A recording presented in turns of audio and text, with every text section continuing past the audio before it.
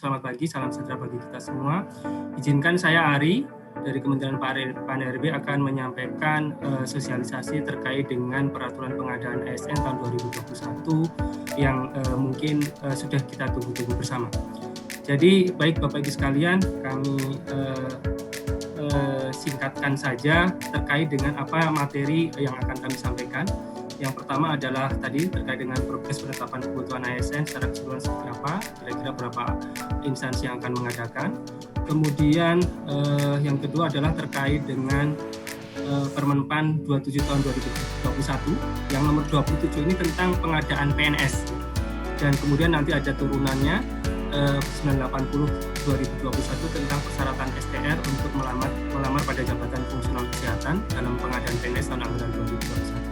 Jadi kami harapkan di Permen PAN 27 ini akan berlaku multi-year. Oleh karena itu persyaratan-persyaratan yang sifatnya khusus kita turunkan di dalam keputusan Menteri dan itu akan kita ganti setiap tahun. Demikian pula terkait dengan keputusan Menpan RB tentang nilai ambang batas. Ini juga akan kita sampaikan tapi menyusul kemudian nanti sebelum pelaksanaan SKD. Dan yang ketiga adalah Permen PAN sebetulnya ada 27, 28 dan 29. Tapi kami sampaikan dulu yang Permen PAN nomor 29 tentang pengadaan P3K untuk jabatan fungsional yang secara umum.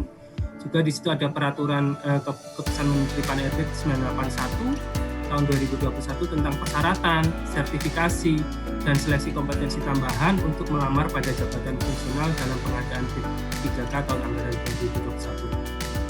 2021. Keputusan PAN-RB tentang nilai ambang batas untuk P3K akan kami sampaikan kemudian. Dan yang ketiga itu Permen PAN-RB nomor 28 tahun 2021 tentang pengadaan P3K untuk CF guru di instansi daerah.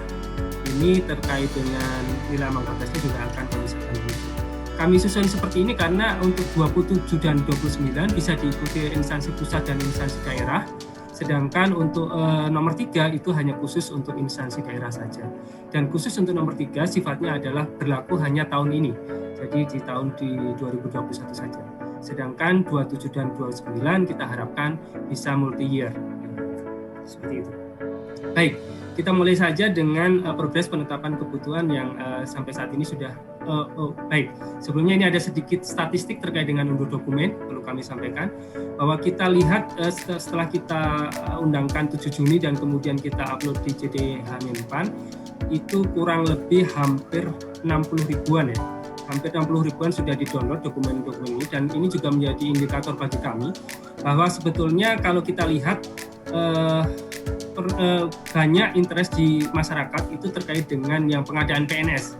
Itu yang peraturan Menpan 27 2021, kemudian peraturan Menpan selanjutnya adalah di guru ini juga mungkin karena formasinya cukup besar juga diunggah di menempati yang kedua, dan yang selanjutnya adalah di peraturan Menpan terkait dengan P3K untuk jabatan fungsional. Ini adalah Bapak Ibu sekalian terkait dengan progres penetapan kebutuhan ASN 2021 di mana pada pemerintah pusat itu kita akan selenggarakan di 56 kementerian lembaga, tapi untuk LIPI, Batan dan Lapan nanti akan kita satukan menjadi BRIN satu, jadi mungkin akan berkurang menjadi 54 kementerian lembaga.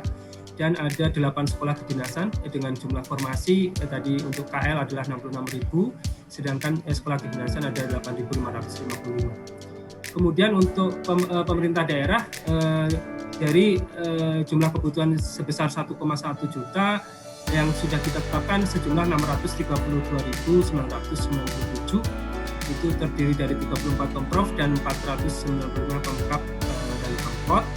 Kemudian secara rinciannya dari guru P3K sejumlah 531.076, kemudian P3K non guru itu sejumlah 20.990 dan CPNS itu sejumlah 80.991. Sehingga total per hari ini jumlah penetapan yang sudah dilaksanakan per cut-off 13 Juni adalah 707.622. Baik. Ini ada kira-kira sebaran yang instansi daerah yang akan melaksanakan. Jadi untuk seluruh provinsi akan mengadakan pengadaan ASN 2021 ini di 34 provinsi. Kemudian untuk kabupaten kota ini yang berwarna hitam ini tidak melaksanakan pengadaan. hanya ada 13 dari 508 instansi pemerintah kabupaten yang tidak akan melaksanakan atau menunda pengadaan ASN 2021.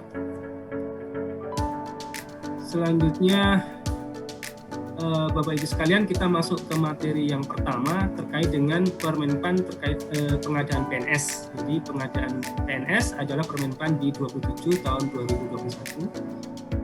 Secara umum ini barangkali Bapak Ibu yang sudah mengikuti sosialisasi atau rapat koordinasi ketika bulan lalu kita laksanakan, secara umum tidak terlalu banyak perubahan, hanya beberapa hal yang perlu kami ingatkan kembali sebelum Bapak Ibu di Kementerian Lembaga maupun daerah menyusun kembali atau memeriksa kembali kesesuaian dengan pengumuman yang akan dilakukan oleh masing-masing instansi tersebut agar disesuaikan dengan Permenpan maupun Kemenpan yang ada. Yang pertama, bahwa secara ketentuan umum ini setiap warga negara, ini usianya 18 sampai 25 tahun, ada beberapa yang bisa dilamar sampai 40 tahun, dokter dan dokter gigi dengan kualifikasi pendidikan dokter spesialis dan dokter spesialis. Kemudian dokter peneliti klinis, dosen peneliti dan berkayasa dengan kualifikasi pendidikan strategi atau doktor. Kemudian tidak pernah dipidana dengan pidana penjara 2 tahun atau lebih, tidak pernah diberhentikan dengan hormat tidak atas permintaan sendiri atau dengan hormat sebagai PNS, prajurit TNI ataupun Polri, tidak dengan hormat sebagai pegawai swasta. Kemudian juga pelamar tidak berkedudukan sebagai CPNS, PNS, prajurit TNI atau anggota Kepolisian Negara RI. Kemudian pelamar tidak menjadi anggota pengurus parpol atau terlibat politik praktis. Pelamar memiliki kualifikasi pendidikan sesuai dengan persyaratan jabatan. Pelamar sehat jasmani dan rohani sesuai dengan persyaratan jabatan. Pelamar bersedia ditempatkan di seluruh wilayah NKRI. Dan beberapa hal yang kemudian perlu menjadi perhatian bahwa Bapak Ibu sekalian sebagai panitia seleksi instansi perlu membuat surat pernyataan atau surat keterangan bagi peserta agar memenuhi ketentuan-ketentuan di atas, dan apabila kemudian di kemudian hari terdapat kesalahan atau yang disengaja dan seterusnya, maka kemudian yang bersangkutan bisa tidak lolos verifikasi administrasi ataupun digugurkan. Kemudian ketentuan umum secara lainnya Bapak Ibu sekalian bahwa di tahun ini karena ada PNS, kemudian ada P3K yang jabatan fungsional dan juga P3K jabatan fungsional guru, maka jumlah potensi pesertanya cukup besar, dan kita akan berlakukan bahwa calon pelamar hanya dapat mendaftar pada satu instansi, satu jenis kebutuhan dan maksudnya formasi, dan satu jabatan pada tahun anggaran yang sama. Jadi para peserta harus mempertimbangkan baik-baik sejak dari awal apa yang dia ingin lamar, profesi, jabatan apa yang di mana, kemudian juga lokasinya seperti apa, karena pada prinsipnya tidak boleh lagi menggantinya ketika sudah menetapkan pada pelamaran pada satu tempat. Dan kemudian jika pelamar diketahui melamar lebih dari satu instansi dan garis miring atau satu jenis jabatan dan atau jenis jalur kebutuhan PNS atau P3K, atau menggunakan dua nomor induk kependudukan yang berbeda, maka pelamar dapat dinyatakan gugur dan garis miring atau dapat dikenakan sanksi sesuai dengan ketentuan peraturan perundang-undangan yang ada. Baik, selanjutnya ada beberapa hal yang menjadi persyaratan khusus untuk pelamar dari tenaga kesehatan, itu terkait dengan STR, surat tanda registrasi, itu juga tadi di keputusan Menteri Pan-RB akan kami lampirkan secara khusus. Kemudian juga STR harus masih berlaku pada saat pelamaran yang dibuktikan dengan tanggal masa berlaku yang tertulis pada surat tanda registrasi. Kemudian juga harus diunggah pada SSC ASN di BKN. Kemudian juga pemerintah wajib melakukan instansi penyelenggara, panitia instansi wajib melakukan validasi terhadap kesesuaian STR tersebut. Dan ini tadi daftar jenis jabatan akan kami sampaikan nanti di bagian terakhir. Kemudian terkait dengan ketentuan akreditasi juga masih sama Bapak Ibu sekalian dengan tahun lalu, bahwa akreditasi program studi dilaksanakan sesuai dengan ketentuan pada peraturan Mendikbud, dan itu nanti akan kami sampaikan juga salinan terakhir dari peraturan Mendikbud tersebut. Dan informasi terkait dengan akreditasi program studi tadi itu dapat diakses di pangkalan data pendidikan tinggi yang dikelola oleh Kemendikbud atau juga pangkalan data dari BANPT, Badan Akreditasi Nasional Perguruan Tinggi. Selanjutnya terkait dengan kebutuhan dan persyaratan khusus itu seperti kami sampaikan juga pada tahun-tahun sebelumnya bahwa instansi pusat wajib mengalokasikan paling sedikit 10% untuk kebutuhan khusus yang di kumlot atau lulusan terbaik.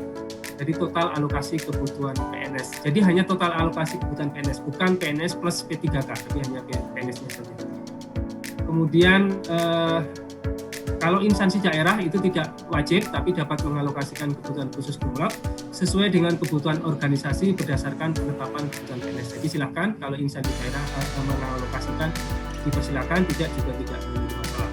Kemudian pemilihan formasi jabatan dan unit kerja itu dilakukan di SSC ASN. Jadi langsung nanti ketika Bapak Ibu admin di SSC ASN itu melakukan entry dan sebagainya, itu silakan di-assign, ditetapkan mana yang akan ditetapkan sebagai formasi untuk kumlot tersebut. Dan selanjutnya dicantumkan dalam pengumuman penerimaan pada masing-masing instansi. Kemudian juga jabatan dan kualifikasi pendidikan untuk formasi khusus tersebut disyaratkan agar pada formasi tersebut ditetapkan juga untuk formasi umum. Jadi kalau bisa yang double, bukan hanya yang satu formasi, kemudian yang satu misalnya untuk kumlot, yang selebih lainnya bisa dilakukan untuk umum atau untuk disabilitas dan seterusnya. Baik, kemudian terkait dengan persyaratan untuk kumlot masih sama, dikhususkan untuk formasi jabatan dengan jenjang pendidikan minimal sarjana. Jadi sarjana, tidak termasuk diploma 4. Ini masih banyak kesalahan di tahun lalu yang juga mengalokasikan diploma 4. Kemudian juga tadi merupakan lulusan kumlot. Kemudian kumlotnya juga persyaratannya adalah PT-nya adalah akreditasi A dan program studinya juga terakreditasi A. Jadi dua-duanya, bukan salah satunya tapi dua-duanya. Perguruan tingginya A dan akreditasi prodinya juga A. Kemudian calon pelamar dari lulusan perguruan tinggi luar negeri dapat mendaftar pada formasi khusus kategori kumlot setelah memperoleh penyataan ijazah dan surat keterangan yang menyatakan predikat kelulusannya setara dengan kumlot tersebut. Kemudian selanjutnya terkait dengan formasi khusus diaspora, Bapak sekalian, ini mungkin tidak terlalu banyak yang akan mengalokasikan diaspora. Jabatan-jabatannya juga sudah ditentukan, adalah peneliti, dosen, analis kebijakan dengan persyaratan tingkat pendidikan paling rendah magister, kemudian perekayasa dengan persyaratan tingkat pendidikan paling rendah sarjana. Kami lihat animo untuk pemerintah daerah masih rendah untuk mengalokasikan diaspora ini sekaligus monggo silahkan kalau memang untuk pemerintah daerah akan mengalokasikan barangkali untuk peneliti ataupun untuk analis kebijakan, silakan saja untuk dialokasikan dari jalur diaspora tersebut. Ketentuannya adalah warga negara Indonesia yang memiliki paspor dan bekerja sebagai tenaga profesional di bidangnya dibuktikan dengan surat rekomendasi dari tempat yang bersangkutan, bekerja paling singkat 2 tahun, kemudian tidak sedang menempuh pendidikan postdoktoran yang dibayar oleh pemerintah pusat maupun pemerintah daerah, kemudian harus membuat surat pernyataan bermeterai yang menerangkan bebas dari permasalahan hukum baik di dalam negeri maupun di luar negeri dan tidak terafiliasi pada ideologi yang digunakan dalam ideologi Pancasila. Usia paling tinggi 35 tahun, kemudian paling tinggi 40 tahun apabila memiliki kualifikasi pendidikan S3, kecuali bagi pelamar pada jabatan analis kebijakan. Kemudian selanjutnya adalah terkait dengan aturan Papua, ini khusus untuk instansi pusat. Saya kira sama dengan tahun sebelumnya. Untuk instansi yang kurang dari 200 paling sedikit adalah 1, 200 sampai 1000 adalah 2 formasi, kemudian untuk 1000 sampai dengan 2000 itu ada 3 formasi, dan di atas 2000 itu paling sedikit adalah 4 formasi. Dan ini juga untuk instansi pusat bisa saja dialokasikan untuk kantor wilayah yang sekiranya berada di kawasan tersebut. Dan juga bisa dialokasikan lebih besar kalau memang formasi yang didapatkan lebih besar, jadi tidak harus 4 formasi tersebut. Kemudian sebagai persyaratannya untuk yang di Papua itu adalah dibuktikan dengan akta kelahiran atau surat keterangan lahir dan surat keterangan dari kepala suku, kepala desa atau kepala suku. Selanjutnya Bapak Ibu sekalian terkait disabilitas. Jadi untuk penyandang disabilitas itu kita ada 2 jenis Bapak Ibu sekalian. Jadi penyandang disabilitas pada dasarnya nanti bisa melamar di formasi khusus penyandang disabilitas.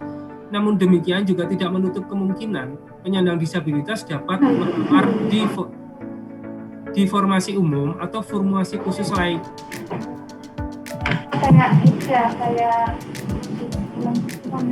Mohon maaf Ibu dari Sekjen DPR untuk di-mute terlebih dahulu. Jadi yang pertama, disabilitas bisa melamar di formasi khusus penyandang disabilitas, tapi juga diberi kesempatan untuk melamar di formasi umum atau formasi khusus lainnya selain penyandang disabilitas. Diberikan kesempatan seluas-luasnya apabila memang memiliki kualifikasi, kompetensi, dan sesuai dengan persyaratan jabatan. Kemudian bagaimana kemudian pengaturannya Bapak-Ibu sekalian, ini tadi bahwa nanti mereka yang melamar di penyandang disabilitas, di formasi khusus penyandang disabilitas, maka akan berlaku passing grade sesuai dengan formasi khusus penyandang disabilitas tersebut. Sedangkan bagi mereka yang melamar di umum atau di kebutuhan lain atau formasi lain selain formasi penyandang disabilitas, maka akan berlaku nilai ambang batas sesuai dengan formasi yang dia lamar. Jadi kalau penyandang disabilitas dia melamar di umum, maka yang berlaku adalah passing grade untuk formasi umum tersebut. Begitu juga kalau misal dia melamar di kumlot, akan berlaku ketentuan-ketentuan yang di kumlot tersebut. Baik, selanjutnya Bapak Ibu sekalian, untuk penyandang disabilitas ada persyaratan yang kemudian pertambahan, yakni terkait wajib melampirkan surat keterangan dari dokter, rumah sakit pemerintah, atau puskesmas yang menerangkan jenis dan derajat kedisabilitasannya. Kemudian juga tahun ini kita juga mewajibkan adanya penyampaian video singkat yang menunjukkan kegiatan sehari-hari pelamar dalam menjalankan aktivitas sesuai jabatan yang akan dilamar. Jadi taruhlah Bapak Ibu sekalian, ini untuk mengganti, bisa saja untuk mengganti tatap muka, verifikasi tatap muka, tapi peserta dapat mengirimkan video, misalnya adalah seorang apoteker gitu ya, seorang apoteker dalam posisi apoteker, dia kemudian seolah-olah kegiatan sehari-harinya adalah dia mengambil obat, berjalan di lorong, kemudian meracik obat, kemudian menyampaikan ke bagian front office-nya dan sebagainya, itu mohon bisa dideskripsikan. Memang di sini kami tidak mewajibkan berapa menit, berapa ini, silakan saja diatur di masing-masing instansi. Yang jelas harus menunjukkan kegiatan sehari-hari tersebut secara komprehensif, artinya juga seluruh anggota tubuh diperlihatkan, maksud saya dari kepala sampai kaki juga diperlihatkan, kemudian juga pada waktu melakukan aktivitas tersebut tergambar pada video tersebut.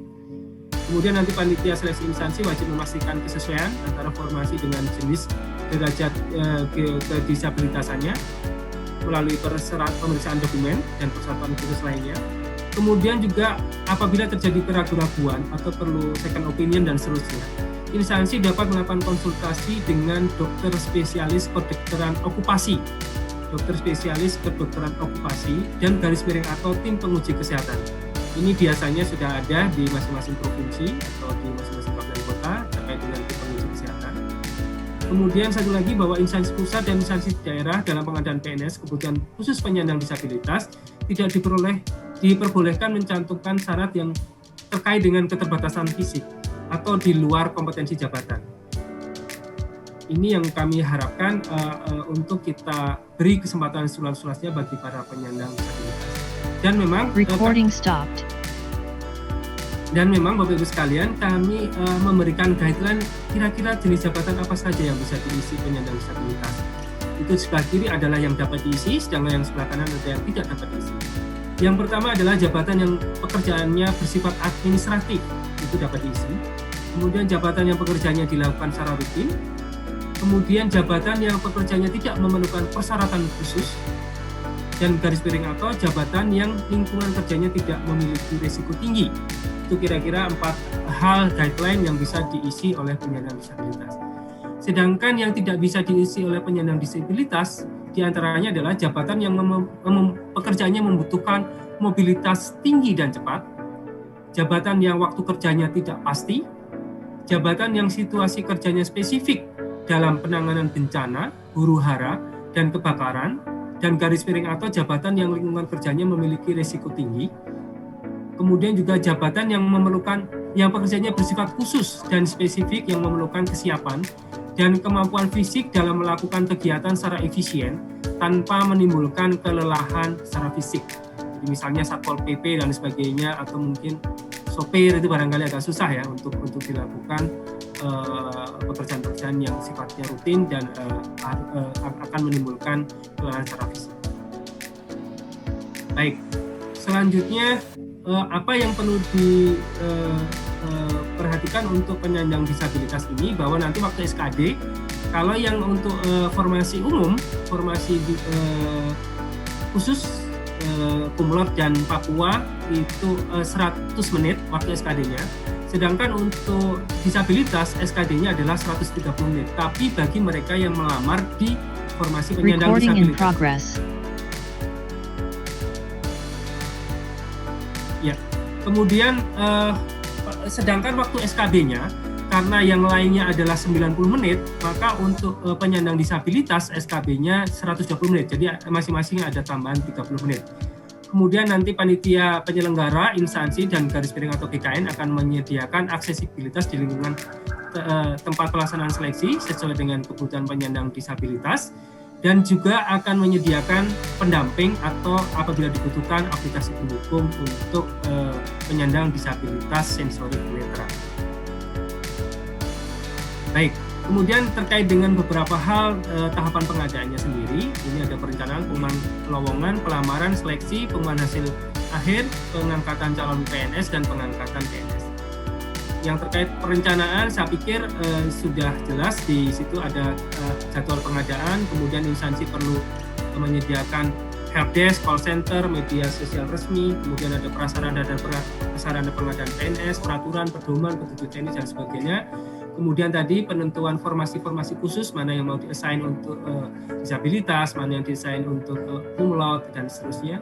Kemudian penyusunan pedoman SKB tambahan kalau memang diperlukan adanya SKB tambahan. Kemudian terkait dengan seleksi, ada seleksi administrasi, kemudian nanti ada masa sanggah, kemudian masuk ke SKD, kemudian masuk ke SKB, pengumuman hasil akhir, dan kemudian ada masa sanggah yang kedua, dan selanjutnya adalah pengangkatan calon PNS. Terkait dengan SKD, Bapak Ibu sekalian, itu SKD akan menggunakan, SKD CPNS akan menggunakan sistem CAT-BKN, kemudian akan meliputi tes wawasan kebangsaan, dan tes intelijensia umum, dan tes karakteristik pribadi. Sedangkan pelaksanaan SKD ini pada dasarnya 100 menit, tapi tadi untuk disabilitas netra ada menjadi 120 menit. Kemudian peserta dinyatakan oleh SKD dan berhak mengikuti SKB apabila memenuhi nilai ambang batas dan berada pada peringkat tertinggi dari 3 kali jumlah kebutuhan jabatan. Jadi yang diambil adalah 3 kali jumlah formasinya. Kemudian terkait dengan materi SKD, ini ada TWK, isinya adalah seperti ini. Kemudian TIU juga isinya adalah seperti ini. TKP isinya adalah seperti ini. Hanya ada satu tambahan yang di TKP yang membedakan dengan tahun lalu, yakni ada kita perkuat dari unsur anti radikalismenya. Jadi di tahun ini ada materi-materi yang penguatan terkait dengan anti radikalisme. Kemudian ketentuan terkait dengan SKB CPNS, ini tadi juga kami sudah sampaikan bahwa pada dasarnya SKB menggunakan sistem CAT-BKN, dan kemudian durasi waktunya adalah 90 menit. Kemudian kalau perlu diperlukan SKB tambahan, panitia seleksi harus membuat pedoman yang pelaksanaannya disampaikan kepada Menteri PAN-RB untuk mendapatkan persetujuan terlebih dahulu. Kemudian beberapa hal terkait dengan SKB tambahan sesuai dengan Permenpan yang ada, bahwa seandainya SKB tambahan tersebut dilakukan, maka SKB dengan CAT merupakan nilai utama dengan bobot paling rendah adalah 50% dari nilai SKB secara keseluruhan. Kemudian tes wawancara pada SKB selain dengan sistem chat diberi bobot paling tinggi 30%, jadi tidak boleh lebih dari 30%. Dan kemudian ketentuan bahwa apabila terdapat tes berupa uji penambahan nilai dari sertifikat kompetensi, maka diberikan bobot paling tinggi 20% dari nilai SKB secara keseluruhan. Sedangkan pada instansi daerah bisa menambahkan SKB tambahan tapi bukan dalam bentuk wawancara. Kemudian apabila menambahkan dengan SKB tambahan, maka bobotnya tidak boleh lebih dari 40%. Selanjutnya beberapa jenis bentuk SKB tambahan tersebut adalah psikotes, tes potensi akademik, tes kemampuan bahasa asing, tes kesehatan jiwa, tes kesegaran jasmani atau tes kesamaptaan, tes praktek kerja, uji penambahan nilai dari sertifikat kompetensi, wawancara, dan garis miring atau tes lain sesuai dengan persyaratan jabatan. Selanjutnya terkait dengan pengolahan nilai akhir, Bapak Ibu sekalian, bahwa secara ketentuan masih berlaku kelulusan ditentukan oleh 40% dari nilai SKD ditambahkan dengan 60% dari nilai SKD. Kemudian jika pada kesempatan terakhir setelah integrasi tersebut masih terdapat nilai yang sama, maka penentuan kelulusan akhir dilakukan secara berurutan didasarkan pada pertama adalah nilai kumulatif SKD-nya yang tertinggi. Jadi nilai total SKD-nya tertinggi dulu yang akan kita utamakan kalau terjadi kesamaan nilai. Kemudian apabila masih sama juga, maka akan ditentukan secara berurutan dari nilai TKP, tes karakteristik pribadi, kemudian TIU, dan selanjutnya ke TWK terakhirnya.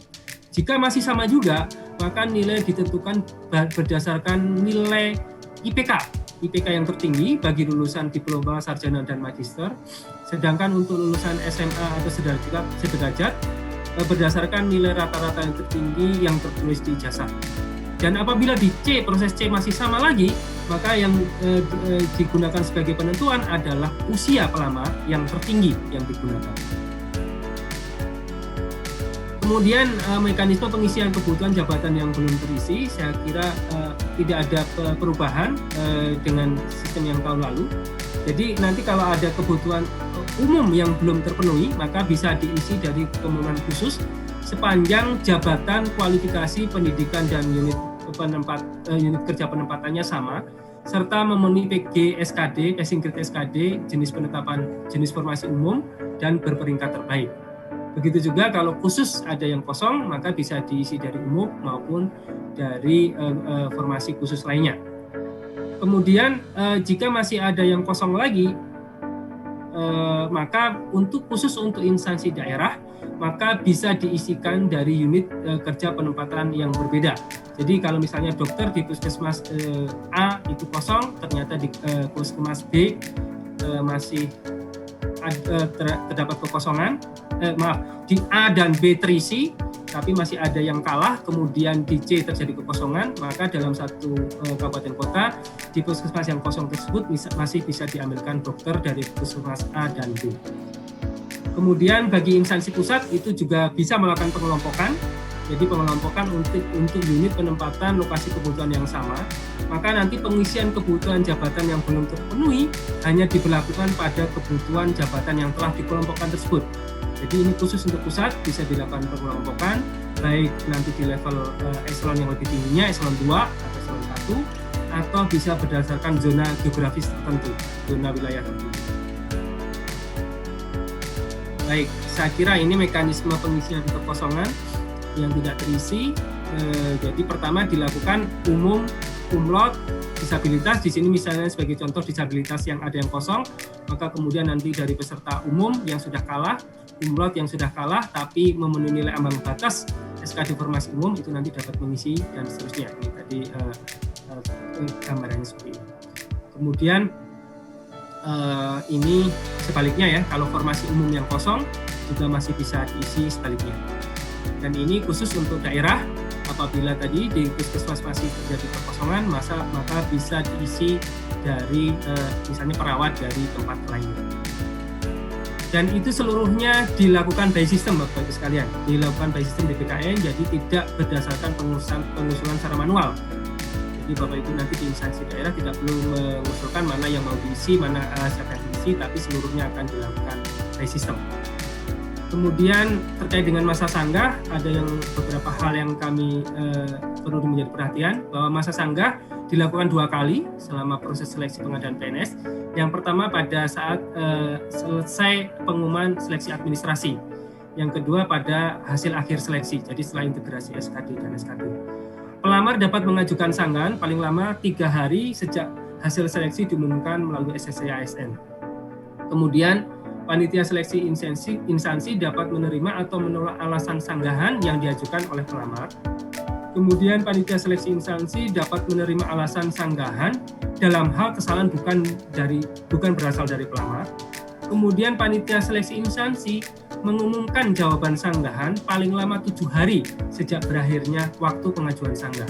Sehingga prosesnya 3+7, 10 hari ini harus diselesaikan dalam 10 hari tersebut terkait dengan masa sanggah ini. Selanjutnya ada ketentuan lain bahwa pelamar yang mengundurkan diri setelah dinyatakan lulus tahap akhir seleksi dan telah mendapat persetujuan NIP dari Kepala BKN kepada yang bersangkutan diberikan sanksi tidak boleh melamar pada penerimaan ASN untuk 1 periode berikutnya. Jadi ini karena banyak sekali yang kemudian beberapa, tidak banyak maksud saya, ada yang baru kemudian mengundurkan, maka kita berikan sanksi tidak boleh melamar pada 1 periode berikutnya. Demikian juga yang sudah melamar di tahun lalu kemudian lulus tapi kemudian mengundurkan diri, pada tahun ini juga yang bersangkutan tidak dapat melamar di penerimaan ASN tahun ini. Kemudian selanjutnya ini adalah terkait dengan persyaratan STR. Persyaratan STR ini juga mohon diperhatikan karena berbeda-beda untuk masing-masing tahunnya Bapak Ibu sekalian. Dan ini khusus untuk tahun 2021 sudah ada keputusan Menteri Pan-RB 980 tahun 2021. Ini jabatan-jabatan yang mewajibkan mensyaratkan adanya STR. Dokter pendidik klinis, dokter gigi dan seterusnya ke bawah, dan bukan merupakan STR internship ya, bagi profesi dokter. Juga untuk dokter pendidik klinis, STR juga dokter spesialis sesuai dengan jenis spesialisasinya seperti itu. Kemudian bidan ahli, bidan terampil, sedangkan administrator kesehatan, entomolog kesehatan ahli, entomolog kesehatan terampil, epidemiolog kesehatan ahli, epidemiolog kesehatan terampil tidak mewajibkan adanya STR.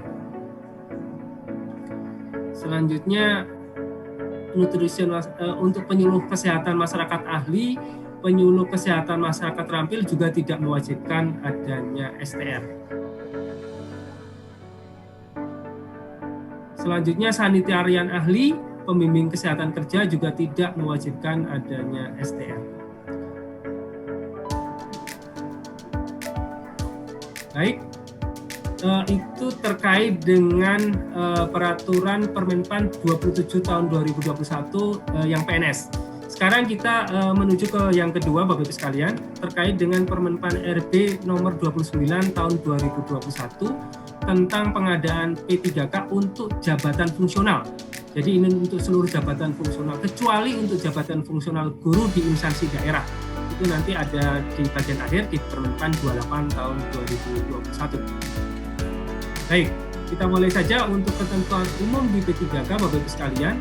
Setiap warga negara Indonesia dapat melamar menjadi P3K dengan ketentuan usia paling rendah 20 tahun dan paling tinggi 1 tahun sebelum batas usia pensiun pada jabatan tersebut. Jadi kalau untuk guru usia pensiunnya adalah 60 tahun, maka seseorang yang berumur 59 tahun kurang 1 hari atau kurang 2 hari pun pada saat pelamaran itu masih bisa melamar. Kemudian tidak pernah dipidana penjara 2 tahun atau lebih, tidak pernah diberhentikan dengan hormat tidak atas permintaan sendiri atau tidak dengan hormat sebagai ASN, prajurit TNI, anggota kepolisian negara RI atau pegawai swasta, tidak menjadi anggota parpol atau terlibat politik praktis, tidak memiliki kualifikasi pendidikan sesuai dengan persyaratan jabatan, memiliki kompetensi sesuai dengan sertifikasi keahlian atau keterampilan tertentu yang masih berlaku, seperti halnya STR tadi di kesehatan. Kemudian sehat jasmani dan rohani sesuai dengan persyaratan jabatan yang dilamar. Persyaratan lain sesuai dengan kebutuhan jabatan yang ditetapkan oleh BPK. Kemudian tadi calon pelamar juga hanya dapat melamar pada satu instansi di satu formasi jabatan. Kemudian ada persyaratan minimal 3 tahun berpengalaman di bidang kerja yang relevan dengan jabatan fungsional yang dilamar. Ya, ini dibuktikan dengan surat keterangan ditandatangani oleh minimal pejabat tinggi pratama untuk yang bekerja di instansi pemerintah dan minimal direktur kepala divisi yang membidangi SDM HRD di perusahaan swasta atau lembaga swadaya dan masyarakat pemerintah atau yayasan. Persyaratan-persyaratan terkait dengan 3 tahun dan STR kemudian sertifikasi dan sebagainya kita atur dalam keputusan menteri. Nanti kami sampaikan juga di bagian terakhir. Kemudian terkait dengan penyandang disabilitas, Jadi pada prinsipnya berbeda dengan CPNS, untuk penyandang disabilitas tidak disediakan formasi khusus di P3K. Namun demikian mereka dapat melamar pada seluruh formasi yang ada, dan kemudian ketika yang bersangkutan terverifikasi sebagai disabilitas, maka nanti akan ada penambahan nilai sebesar 10% pada seleksi kompetensi teknisnya. Sedangkan secara persyaratannya untuk penyandang disabilitas sama halnya tadi, memiliki jasa yang sesuai dengan kualifikasi pendidikannya, sesuai dengan peserta jabatan. Kemudian juga pada saat pelamaran di SSC ASN nanti juga wajib menyatakan bahwa yang bersangkutan penyandang disabilitas. Kemudian juga menyampaikan dokumen, yakni dokumen surat keterangan resmi dari rumah sakit pemerintah atau puskesmas yang menyatakan jenis dan derajat disabilitasannya. Kemudian juga menyampaikan video singkat yang menunjukkan kegiatan sehari-hari dalam menjalankan aktivitas sesuai jabatan yang akan dilamar. Dan instansi pemerintah dapat menyatakan jabatan dan unit penempatan yang tidak dapat dilamar oleh penyandang disabilitas. Jadi nanti kalau ada keraguan-keraguan seperti halnya dengan CPNS tadi, itu wajib untuk dilakukan konsultasi dengan dokter okupansi, spesialis okupansi atau tim penguji kesehatan. Kemudian terkait dengan pengadaan P3K, itu ada perencanaan, pengumuman lowongan, pelamaran, seleksi, pengumuman hasil seleksi, dan pengangkatan menjadi P3K. Di perencanaan itu masing-masing instansi juga wajib mengatur jadwal pengadaan, kemudian prasarana dan sarana, juga terkait peraturan, pedoman, petunjuk teknis, penyusunan pedoman seleksi kompetensi teknis jika ada, dan sarana yang diperlukan. Kemudian juga prasarana dan sarana bagi pelamar lainnya. Baik, kemudian pada perencanaan juga diharapkan juga tetap menyediakan helpdesk, call center, media sosial, kemudian pengelompokan jabatan bagi instansi pusat jika diperlukan, kemudian juga penyusunan pedoman seleksi kompetensi teknis tambahan jika diperlukan. Kemudian untuk pengelompokan jabatan itu tadi sudah kami sampaikan bisa didasarkan atas unit eselon di atasnya, bisa eselon 2 atau eselon 1, bisa juga didasarkan pada wilayah unit penempatan, wilayah geografisnya. Sebagai contoh ini kalau seandainya jabatan sama, kemudian kualifikasi pendidikannya sama, kemudian unit kerja penempatannya misalnya tadinya di eselon 2 seperti ini, tapi kemudian bisa dikumpulkan jadi eselon 1. Kemudian nanti di SSCN diganti namanya untuk unit kerja penempatannya tersebut menjadi nama yang sudah digabungkan tadi atau dikelompokkan tadi. Kemudian ini juga sama untuk bisa didasarkan untuk wilayah. Jadi misalnya kantor wilayah regional Bondowoso, Jombang, Pasuruan digabung menjadi kantor imigrasi di wilayah Jawa Timur. Kemudian tahapan pengadaan. Yang pertama adalah pada waktu saat pengumuman lowongan, Bapak-Ibu sekalian, nama jabatan itu wajib dimuat, kemudian jumlah lowongan, unit kerja penempatan, instansi yang membutuhkan, kualifikasi, kemudian lamaran yang ditujukan ke SSCN, jadi seluruhnya dilakukan secara elektronik. Kemudian jadwal tahapan seleksi, syarat yang harus dipenuhi, helpdesk, call center, media sosial resmi yang dikelola masing-masing instansi, dan yang terakhir adalah masa hubungan perjanjian kerja. Jadi untuk P3K perlu juga dicantumkan masa hubungan perjanjian kerjanya sesuai dengan Permenpan 70, apakah 1 tahun, paling minimal 1 tahun, atau paling maksimal 5 tahun, dan selanjutnya dapat dilakukan perpanjangan. Jadi pada waktu pengumuman lowongan mohon untuk dilakukan pemberitaan juga berapa masa hubungan perjanjian kerja yang akan diaplikasikan untuk P3K di tempat Bapak-Ibu sekalian. Baik, kemudian pelamaran dilakukan secara daring dan kemudian pengunggahan dokumen pada prinsipnya secara elektronik. Jadi kami berharap walaupun ada proses-proses yang dikirimkan dokumen secara fisik, tapi seluruhnya tetap menggunakan secara elektronik. Yang fisik tadi dapat dipergunakan sebagai backup-nya saja. Karena nanti proses-proses dokumen tersebut akan dipergunakan selanjutnya seandainya yang bersangkutan lulus, kemudian pemberkasan dan sebagainya tetap akan dipergunakan.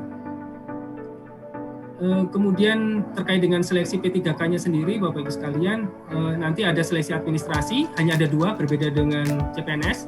Di CPNS ada seleksi administrasi, kemudian SKD dan kemudian SKB. Tapi di seleksi P3K hanya 2, seleksi administrasi dan seleksi kompetensi saja. Di mana pada seleksi administrasi kita lakukan pencocokan persyaratan administrasi dan kualifikasi dengan dokumen pelamaran. Sedangkan pada seleksi kompetensi itu dilakukan untuk menilai kesesuaian kompetensi manajerial, teknis, sosiokultural yang dimiliki oleh pelamar dengan standar kompetensi jabatan. Kemudian untuk seleksi kompetensi sendiri terdiri dari teknis, manajerial, sosiokultural, dan kemudian dilanjutkan dengan wawancara yang berbasis komputer. Itu dalam satu rangkaian, materinya kurang lebih seperti ini. Saya kira tidak akan kami berikan terlalu detail, hanya yang teknis ya tentu saja yang berkaitan dengan bidang teknis jabatannya. Sedangkan pada kompetensi manajerial itu akan terkait dengan pengetahuan, keterampilan, dan sikap perilaku dalam berorganisasi yang dapat diamati, diukur, dan dikembangkan terkait dengan integritas, kerjasama, komunikasi, orientasi pada hasil, pelayanan publik, pengembangan diri dan orang lain, mengelola perubahan, pengambilan keputusan. Sedangkan pada sosiokultural itu pengetahuan, keterampilan, dan sikap perilaku dalam berinteraksi dengan masyarakat majemuk dalam hal agama, suku dan budaya, perilaku, wawasan kebangsaan, etika, nilai-nilai, moral, emosi, dan prinsip dalam peran pemangku jabatan sebagai perekat bangsa yang terkait dengan kepekaan terhadap perbedaan budaya, kemampuan berhubungan sosial, kepekaan terhadap konflik, pengendalian diri, dan empati. Selanjutnya untuk seleksi kompetensi teknis Bapak Ibu sekalian pada prinsipnya seluruhnya menggunakan CAT. Hanya kalau seandainya instansi pusat maupun daerah ingin menambahkan seleksi kompetensi tambahan, itu juga kompetensi tambahan juga masih dimungkinkan. Namun segera saja bersurat untuk mendapatkan persetujuan dari Menteri Pan-RB. Dan jumlahnya hanya 1. Dan ini tidak seluruhnya akan kami berlakukan untuk kompetensi teknis tambahan ini. Dan beberapa hal instansi pusat itu akan memang kami setuju untuk kompetensi teknis tanpa CAT, seperti untuk yang jabatan madya yang untuk peneliti dan beberapa jabatan madya di dokter spesialis.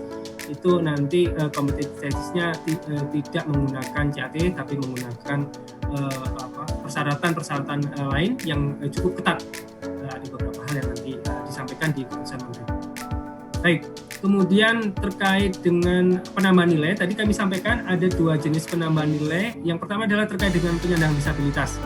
Bahwa penyandang disabilitas yang nanti melamar pada P3K, maka setelah diverifikasi tentu saja, maka akan kita tambahkan nilai tambahan sebesar 10% dari nilai maksimal kompetensi teknis. Juga terkait beberapa sertifikat kompetensi yang memungkinkan untuk P3K yang ini ditentukan oleh instansi pembina, maka akan kita berikan tambahan nilai maksimal sebesar 25%.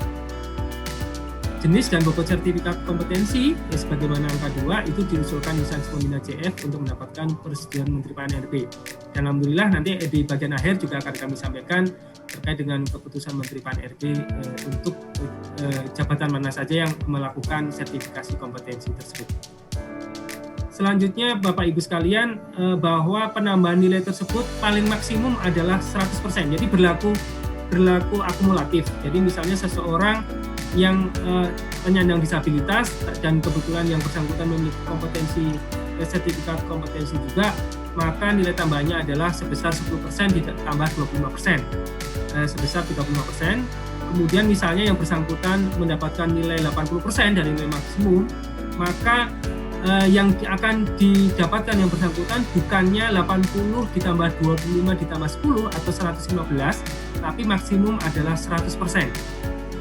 Jadi maksimumnya tetap 100%. Itu yang kita sebut dengan bahwa nilai tambahan secara kumulatif tidak dapat melebihi 100% dari total nilai seleksi kompetensi teknisnya. Baik, selanjutnya seleksi wawancara, Bapak Ibu sekalian, bahwa sesuai dengan PP yang ada, seleksi wawancara dilakukan dengan mempertimbangkan integritas dan moralitas itu akan dilaksanakan dengan metode CAT. Jadi nanti begitu selesai yang seleksi kompetensi teknis, langsung 10 menit kemudian dilakukan dengan wawancara yang berbasis CAT. Kemudian selain itu Bapak Ibu sekalian, masa sanggah juga kita berlakukan untuk P3K sebanyak 2 kali, yakni setelah pengumuman hasil seleksi administrasi, ini sama 3 hari, kemudian nanti harus menjawab 7 hari, instansinya ini masih kurang, ada beberapa yang tulis. Kemudian juga pada nanti selesai hasil akhir seleksi, juga nanti diajukan sanggahan 3 hari oleh pelamar, kemudian dijawab oleh instansi selama 7 hari. Kemudian pengisian formasi kosong pada prinsipnya mirip, tapi hanya tidak ada pengisian di formasi khusus ke formasi umum dan sebaliknya. Ya, karena di P3K kita tidak membagikan formasi tersebut seperti itu. Kemudian instansi pusat juga dapat diberlakukan pengisian hanya terbatas pada yang telah dikelompokkan tadi, yang unit, yang jabatan dan unit penempatannya, jabatan dan kualifikasi pendidikannya sama. Kemudian pada waktu pengumuman hasil akhir itu juga sama. Kita berlakukan punishment apabila yang bersangkutan ternyata kemudian mengundurkan diri, sama halnya dengan CPNS.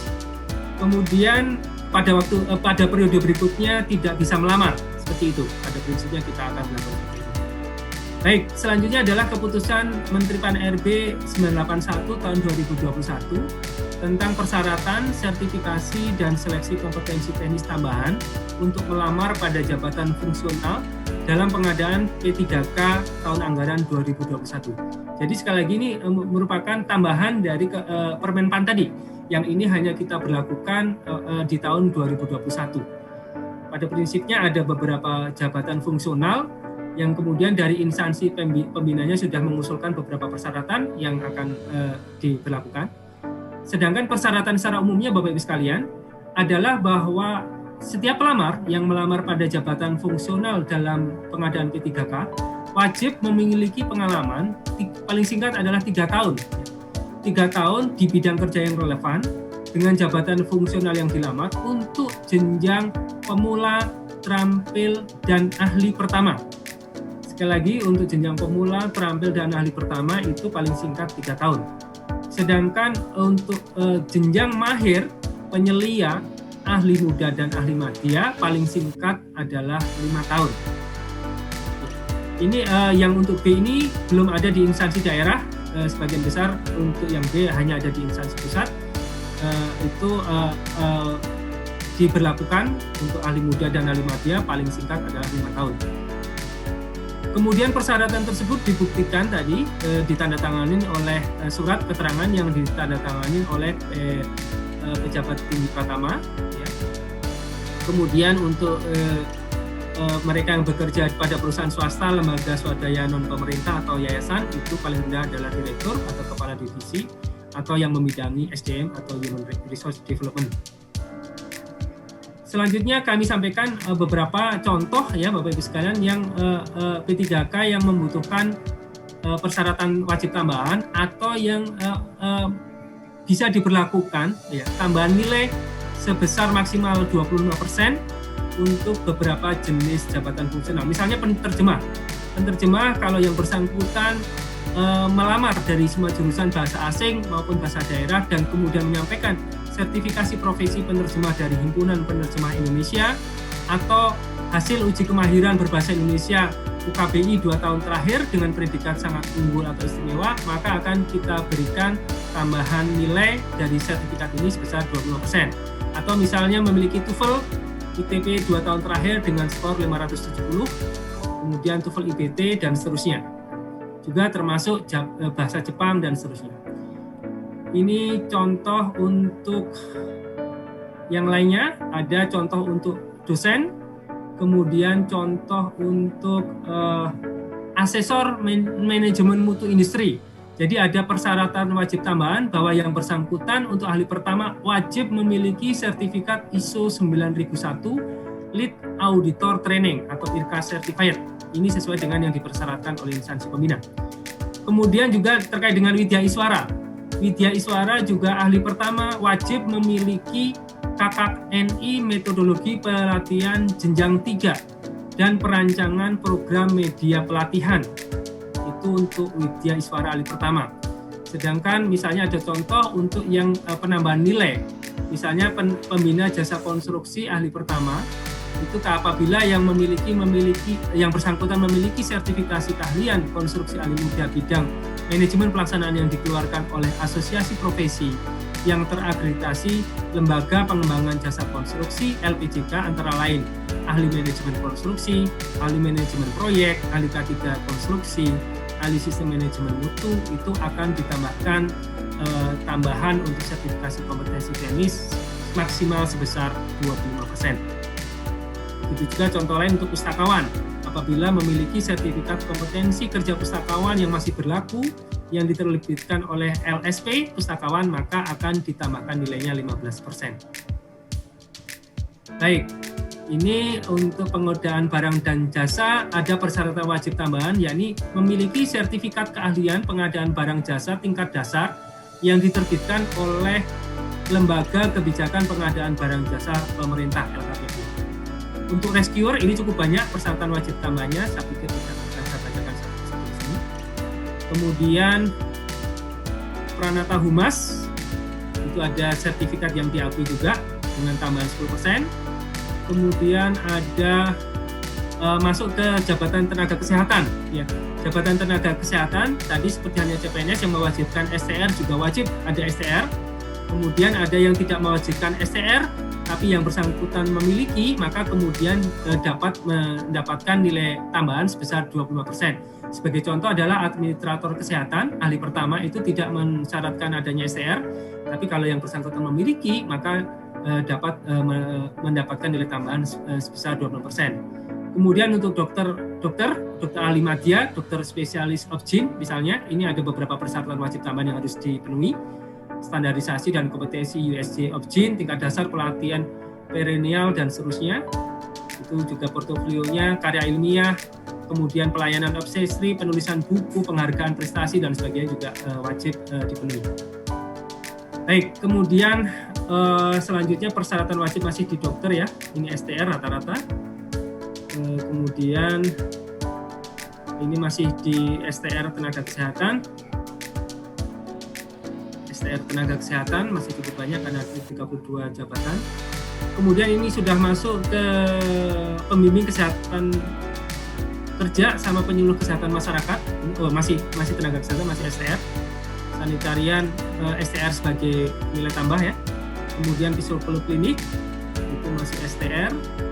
Kemudian untuk peneliti ini saya pikir khusus untuk peneliti di ahli madya ada persyaratan khusus yang nanti akan diterapkan oleh BRIN. Saya kira tidak saya perlu bacakan satu-satu. Kemudian arsiparis juga kalau memiliki sertifikat bimbingan teknis pemberkasan arsip aktif akan mendapatkan tambahan poin sebesar 10% dari kompetensi teknis. Kemudian juga apabila arsip dinamis untuk ahli pertama itu akan mendapatkan penambahan nilai sebesar 10%. Saya kira demikian untuk materi terkait dengan P3K, jadi Permenpan 29 dan kemudian beberapa persyaratan tambahan, persyaratan wajib tambahan maupun sertifikasi dan persyaratan tadi pengalaman kerja yang ada di keputusan Menteri yang telah kami sampaikan. Selanjutnya Bapak Ibu sekalian, kami sampaikan untuk yang peraturan Menteri yang ketiga, yakni peraturan Menteri nomor 28 tahun 2021 tentang pengadaan P3K JF guru pada instansi daerah tahun 2021. Namun demikian, ini mungkin bagi Bapak Ibu yang di kementerian lembaga di pusat tidak relevan ya, karena ini hanya khusus untuk instansi daerah. Jadi monggo silahkan kalau tidak mengikuti paparan kami juga dipersilakan karena ini memang khusus untuk guru-guru di instansi daerah. Sebelum kami lanjut, kami mohon izin minum dulu, Pak.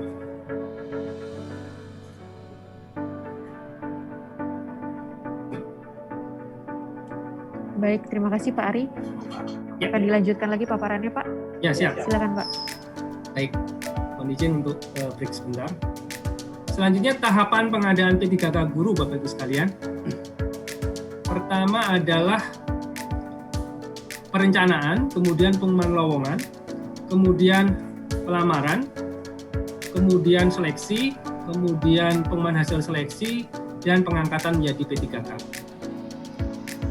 Peserta seleksi. Jadi P3K guru ini peserta seleksinya secara khusus ada 4 jenis ini, Bapak Ibu sekalian. Yang pertama adalah tenaga honorer kategori 2 sesuai dengan database THK2 di BKN.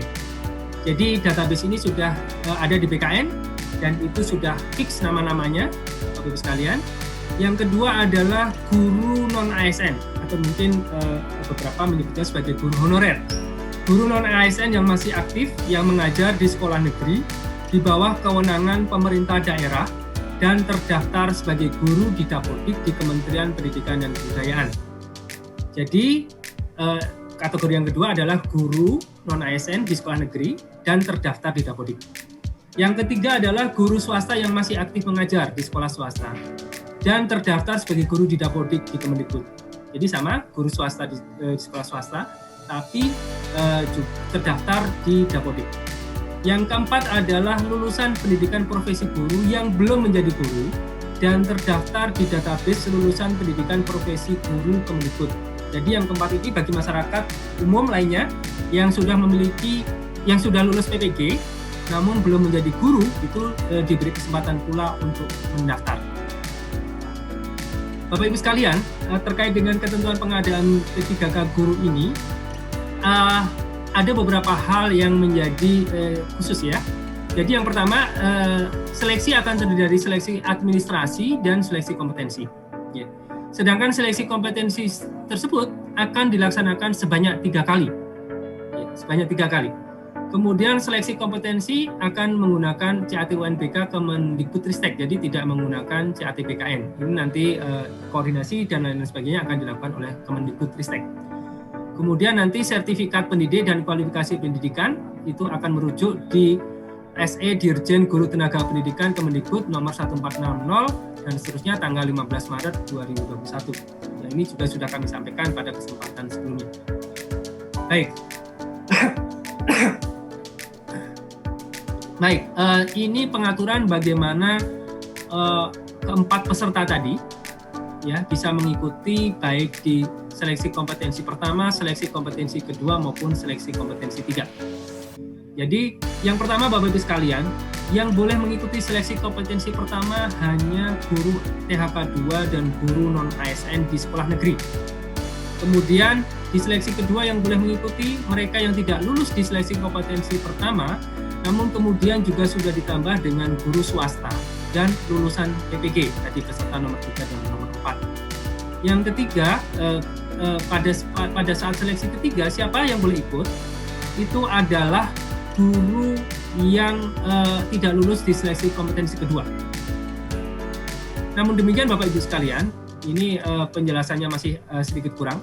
Pada seleksi kompetensi pertama dan seleksi kompetensi kedua itu masih berlangsung di sesuai dengan kewenangan masing-masing. Jadi maksud saya gini, untuk guru TK, PAUD, SD, dan SMP karena merupakan kewenangan kabupaten kota masih diberlakukan pada lingkup tersebut untuk tes pertama dan tes kedua.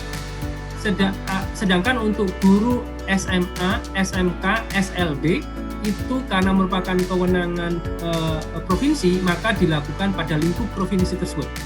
Jadi belum bisa lintas kewenangan, belum bisa lintas provinsi maupun kabupaten kota. Sedangkan pada saat seleksi ketiga itu sudah boleh lintas kabupaten kota dan lintas provinsi. Jadi kita berlakukan secara nasional sekalian. Ini yang membedakan. Dan ini kira-kira aturannya, alurnya nanti adalah, alur garis besarnya adalah seperti ini. Nanti pada saat pertama, itu seluruh peserta, jadi peserta pertama, kedua, ketiga, keempat, itu akan membuat akun di SSCN. Kemudian pada seleksi kompetensi pertama, itu hanya peserta pertama dan kedua saja yang bisa memilih formasi. Setelah pertama dan kedua yang bilang formasi, Kemudian peserta yang sudah tersedia formasi di tempat sekolahnya, dia harus melamar atau akan langsung ditempatkan formasinya sesuai dengan tempat sekolah dia mengajar saat ini. Kemudian bagaimana kalau tidak tersedia atau formasinya tidak tersedia, maka yang bersangkutan melamar di sekolah atau di jabatan lain yang sesuai dengan sertifikat pendidik atau kualifikasi yang bersangkutan, tapi masih dalam satu instansi. Kemudian yang kedua, akan dilakukan seleksi ya. Jadi seleksi kemudian lulus. Ada yang tidak lulus. Di seleksi kedua, seleksi pertama yang lulus itu langsung bisa dilakukan pemberkasan. Sedangkan tentunya ada masa sanggah dan sebagainya Bapak Ibu sekalian. Dan yang tidak lulus maka diberi kesempatan untuk mengikuti seleksi kompetensi yang kedua. Dan pada saat ini peserta pertama dan kedua akan memilih kembali formasi yang belum terisi. Jadi bisa saja formasi-formasi dari seleksi kompetensi pertama masih ada yang belum terisi, itu silakan dipilih lagi sesuai dengan serdik dan kualifikasi yang bersangkutan. Kemudian peserta 1 dan 2 dan 3 tidak dapat melamar di instansi lain, masih dalam satu kewenangan. Hanya pelamar 4, ya ini lulusan PPG, itu melamar di instansi sesuai dengan domisilinya. Ya, nanti akan dicek sesuai dengan NIK-nya, yang bersangkutan harus sesuai dengan domisilinya. Kemudian akan berlangsung ya, seleksi kompetensi kedua akan berlangsung. Kemudian misalnya lulus, ada yang lulus dan ada yang tidak lulus. Dan bagi mereka yang tidak lulus akan berlanjut di seleksi kompetensi 3, tapi saat ini berlangsung secara nasional. Jadi nanti peserta bisa memilih formasi secara nasional di tempat lain sesuai dengan serdik atau kualifikasi yang bersangkutan. Jadi dari kabupaten A boleh nggak milih kabupaten B, boleh ke provinsi C, dan seterusnya. Juga boleh yang tadinya di SMP, boleh memilih ke SMA, boleh memilih ke SMP, dan seterusnya sesuai dengan serdik dan kualifikasi yang bersangkutan. Kemudian Bapak Ibu sekalian, setelah itu selesai, ya, nanti seleksi kompetensi 3 selesai, itu ada mekanisme pengisian kebutuhan yang belum terpenuhi. Jadi ada formasi-formasi yang kosong itu akan kita penuhi dengan mekanisme yang secara otomatis. Jadi tidak melakukan seleksi lagi. Tidak akan melakukan seleksi lagi, kita akan melakukan secara otomatis bagi mereka yang memenuhi nilai ambang batas dan berperingkat terbaik. Dan itu nanti akan ditempatkan sesuai dengan jabatan, bentuk satuan pendidikan, dan instansi yang dilamar, di mana metode penentuan sekolah tersebut akan ditentukan kemudian, nanti bersama-sama dengan Kementerian Pendidikan dan Kebudayaan. Baik, selanjutnya ada satu hal lagi Bapak Ibu sekalian yang perlu menjadi perhatian, bahwa nilai passing grade itu pada seleksi kompetensi pertama, kedua, ketiga bisa dipergunakan. Jadi seandainya seseorang melamar pada jabatan taruhlah guru PPKN SMP gitu ya, guru PPKN SMP pada seleksi kompetensi pertama, dia lulus passing grade tapi kemudian dia tidak lolos formasi karena kalah saingan, dan kemudian dia harus masuk ke seleksi kompetensi kedua, maka pada saat seleksi kompetensi kedua, passing grade yang bersangkutan masih bisa dipergunakan. Dan dia juga masih tetap bisa mengikuti seleksi di kompetensi kedua tersebut. Dan kemudian kalau yang bersangkutan juga lulus passing grade, maka dia diberi kesempatan untuk memilih yang terbaik mana passing grade-nya di antara seleksi kompetensi pertama ataupun seleksi kompetensi kedua. Begitu juga pada waktu seleksi kompetensi ketiga. Maka nilai yang lulus passing grade kompetensi pertama, kedua masih akan diperhitungkan dengan catatan Bapak Ibu sekalian, dengan catatan jabatan dan bentuk satuan pendidikannya sama. Jadi kalau tadi melamar pada guru PPKN SMP, di pertama, kedua, dan ketiga juga melamarnya pada jabatan yang sama. Tapi kalau kemudian yang ketiga, misalnya ya, yang ketiga dia melamar pada guru PPKN SMA, maka kemudian passing grade yang pertama dan kedua menjadi tidak bisa diperhitungkan. Itu aturannya. Kemudian ini adalah contoh kasusnya pada seleksi kompetensi pertama, pelamar yang memiliki sertifikasi sejarah melamar guru IPS pada SMP dan lulus nilai ambang batas namun tidak lulus seleksi. Pelamar tersebut melamar kembali pada seleksi kompetensi kedua, memilih guru kelas pada sekolah dasar. Nilai seleksi kompetensi pertama tidak dapat digunakan karena peserta mendaftar di jabatan yang berbeda. Ini aturannya. Jadi mungkin penekanan dari apa yang telah kami sampaikan di sebelumnya. Baik. Kemudian Bapak Ibu sekalian, ada mekanisme penambahan nilai pada kompetensi teknis. Jadi ini pemerintah mencoba untuk mengapresiasi beberapa hal terkait dengan sertifikat pendidik, kemudian juga disabilitas, dan terkait dengan usia, dan kekhususan terkait dengan THK X kategori 2. Ada 4 yang kita akomodir Bapak Ibu sekalian. Yang pertama adalah bagi mereka yang memiliki sertifikat pendidik yang linear dengan jabatan yang dilamar, sesuai dengan jabatan yang dilamar, maka akan diberikan nilai 100% dari nilai maksimum kompetensi teknisnya. Jadi berlaku untuk semua peserta yang memiliki sertifikat pendidik yang linear dengan jabatan yang dilamar. Jadi akan mendapatkan nilai 100% untuk yang memiliki sertifikat pendidik yang linear. Kemudian apabila yang kedua, tambahan nilai apabila yang bersangkutan berusia di atas 35 tahun. Ini berlaku untuk peserta di atas 35 tahun dan berstatus aktif sebagai guru selama 3 tahun terakhir berdasarkan data Dapodik. Jadi berusia 35 tahun dan statusnya aktif sebagai guru 3 tahun terakhir. Itu juga akan mendapatkan penambahan nilai 15%. Kemudian yang ketiga adalah penyandang disabilitas. Itu karena kita tidak menyediakan formasi khusus untuk disabilitas di sekolah-sekolah tertentu, maka penyandang disabilitas pada prinsipnya dapat melamar pada seluruh jabatan. Hanya ada beberapa jabatan yang tidak dilamar, itu ada di permentannya juga, oleh beberapa jenis disabilitas tertentu. Dan kemudian setelah dilakukan verifikasi, maka kemudian yang bersangkutan berhak mendapatkan nilai 10% dari nilai maksimum kompetensi teknis. Kemudian penambahan nilai yang keempat adalah THK 2. Ya, ini peserta terdaftar di database THK 2 PKN dan berstatus aktif sebagai guru selama 3 tahun terakhir. Jadi bagi THK 2 yang aktif sebagai guru 3 tahun terakhir sebagai Dapodik, itu juga akan mendapatkan nilai tambahan sebesar 10%. Dan penambahan nilai ini berlaku akumulatif Bapak sekalian. Jadi seseorang yang berusia di atas 35 tahun dan kebetulan yang bersangkutan merupakan penyandang disabilitas, maka akan mendapatkan penambahan nilai 15% plus 10%, jadi 20%. Dan kalau kebetulan yang bersangkutan adalah THK 2, maka mendapatkan nilai tambahan lagi 10%. Kemudian hanya saja nilai totalnya tidak boleh melebihi dari nilai maksimal kompetensi teknis. Jadi misalnya yang bersangkutan tadi sudah mendapatkan 35% dari kompetensi teknis, kemudian ternyata yang bersangkutan mengikuti tes dan lulus dengan nilai misalnya 90% dari kompetensi teknisnya. Maka bukan 90 plus 35 atau 125 nilai yang bersangkutan, tapi menjadi 100 karena maksimum nilai kompetensi teknis adalah 100. Itu yang kami bilang. Baik. Saya kira ini contoh kasusnya sudah kami jelaskan tadi di depan. Kemudian ketentuan nilai kelulusan. Tadi pelamar yang dinyatakan lulus jika memperoleh memenuhi nilai ambang batas dan berperingkat terbaik, tadi sudah kami sampaikan.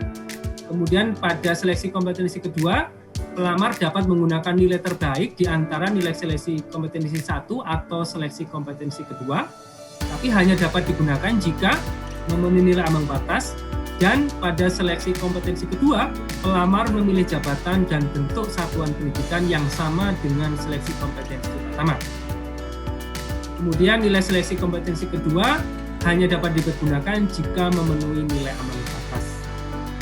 Begitu juga pada saat tes ketiga tadi, nilai ambang batas pertama, kedua, dan ketiga dapat digunakan dengan ketentuan yang mirip dengan sebelumnya. Kemudian yang selanjutnya adalah ketentuan kelulusan jika pelamar memiliki nilai akhir yang sama. Ya. Jadi ini juga berlaku untuk yang P3K tadi, yang jabatan fungsional yang lainnya selain guru, bahwa yang pertama akan dilakukan, ya apabila nilainya sama, akan dilakukan penentuan berdasarkan nilai kompetensi teknis yang lebih tinggi dulu. Jika terjadi kesamaan nilai kompetensi teknis yang lebih tinggi yang akan diluluskan. Kemudian jika terjadi misalnya yang A, nilai kompetensi teknisnya masih sama juga, maka didasarkan pada nilai kumulatif kompetensi manajerial dan sosiokultural yang paling tinggi. Jadi nanti passing grade kompetensi manajerial dan sosiokultural itu dijadikan satu, Bapak Ibu sekalian, dan itu mana yang paling tinggi itu yang akan menjadi penentu untuk keduanya. Dan seandainya di proses B masih sama juga, maka akan digunakan ya kelulusan didasarkan pada nilai wawancara yang paling tinggi. Dan ternyata kalau C-nya juga masih sama juga nilainya, maka ketentuan kelulusan didasarkan pada usia yang lebih tinggi dari peserta-peserta yang bersama. Masa sanggah pada prinsipnya sama, peserta yang keberatan itu mengajukan sanggahan paling lama 3 hari sejak hasil seleksi diumumkan. Kemudian sanggahan diajukan oleh portal SSASN.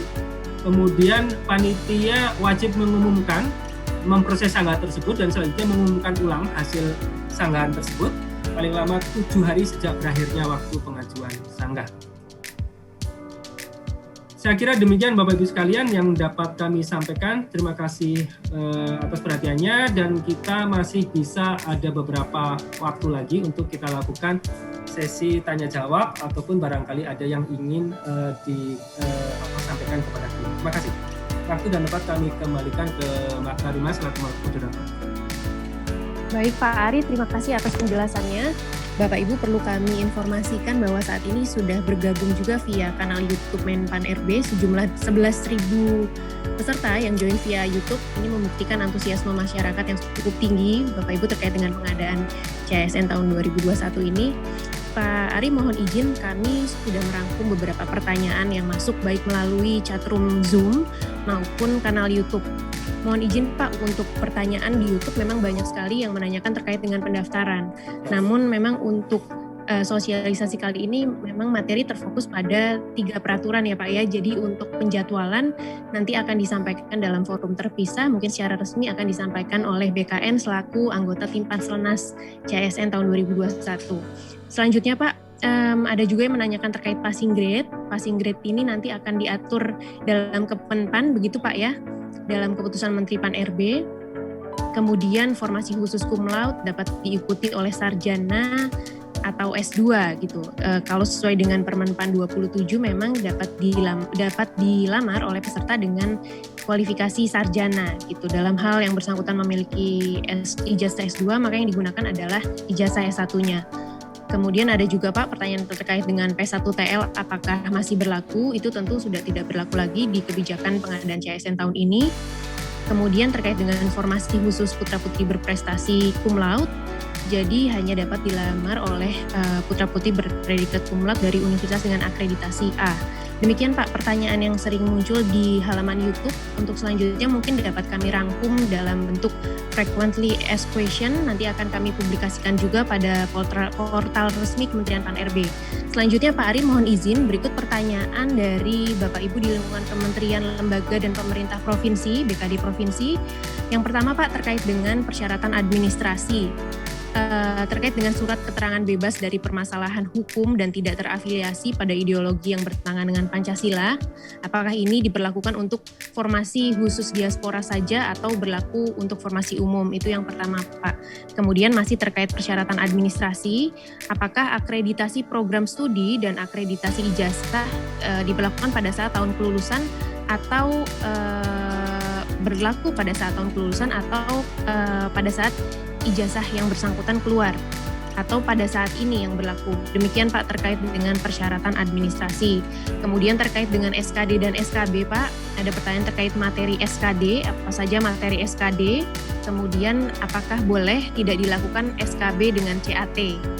Mungkin sementara itu dulu Pak, nanti kami akan kembali lagi melaporkan pertanyaannya. Demikian Pak Ari, silakan. Baik, terima kasih Mbak Karima. Jadi pertama terkait dengan diaspora.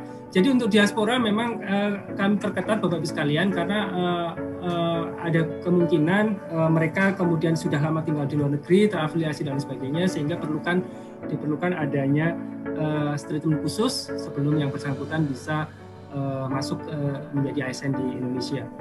Sedangkan terkait dengan persyaratan-persyaratan yang untuk yang di dalam negeri, yang ketentuan umum, saya kira tadi di slide kami sudah jelas bahwa ada beberapa persyaratan, yakni tidak pernah dipidana dengan pidana penjara 2 tahun, kemudian tidak pernah diberhentikan, tidak berkedudukan dan sebagainya, tidak menjadi anggota parpol dan sebagainya. Ini monggo saja silakan diaplikasikan di masing-masing instansi, bentuknya seperti apa. Hanya kami mempersyaratkan bahwa itu ada surat keterangan, surat pernyataan resmi, atau semacam surat lamaran atau surat apa gitu yang menyatakan bahwa yang bersangkutan memenuhi kriteria tersebut dan di kemudian hari bersedia untuk digugurkan seandainya ada keterangan-keterangan yang tidak sesuai dengan apa yang telah disampaikan pada saat pelamaran tersebut. Kemudian akreditasi pada prinsipnya pada saat kelulusan. Ya. Akreditasi saya kira di Permenpan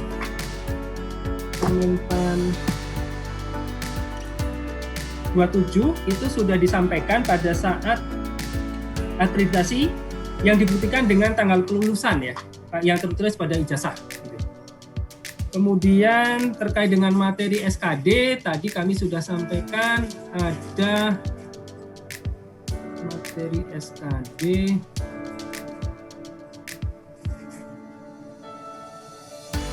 Materi SKD ada TWK, TIU, dan TKP, Bapak sekalian. Untuk TWK, TIU tidak ada perubahan dengan tahun lalu. Hanya saja untuk TKP itu ada tambahan penguatan di sisi anti radikalisme. Jadi anti radikalisme kita perkuat dan beberapa hal yang terkait dengan karakteristik pribadi di indikator-indikator atasnya juga ada yang kita perkuat sesuai dengan perkembangan atau kebutuhan terkini. Kemudian juga jumlah soalnya, ini mungkin tadi sudah saya sampaikan atau belum saya lupa. Jadi jumlah soalnya itu nanti untuk TWK itu adalah 30, kemudian TIU-nya ada 35, dan TKP-nya ada 45. Ada 45. Jadi kalau tahun lalu TKP hanya 35, jadi totalnya adalah 100. Tahun ini ada penambahan 10 soal di TKP. Ada penambahan 10 soal di TKP, sehingga jumlah totalnya adalah 30 tambah 35 tambah 45, yaitu 110. Dan waktunya juga kita tambah, Bapak-Ibu sekalian. Waktunya kita tambah 10 menit. Jadi kalau tahun lalu adalah 90 menit, tahun ini waktunya adalah 100 menit. Demikian juga waktu untuk penyandang disabilitas tunanetra, yang tadinya 120 menit yang tahun lalu, tahun ini kita tambah 10 menit juga menjadi 130 menit. Kemudian SKB tanpa CAT. Bapak-Ibu sekalian, untuk instansi daerah SKB CAT menjadi suatu kewajiban.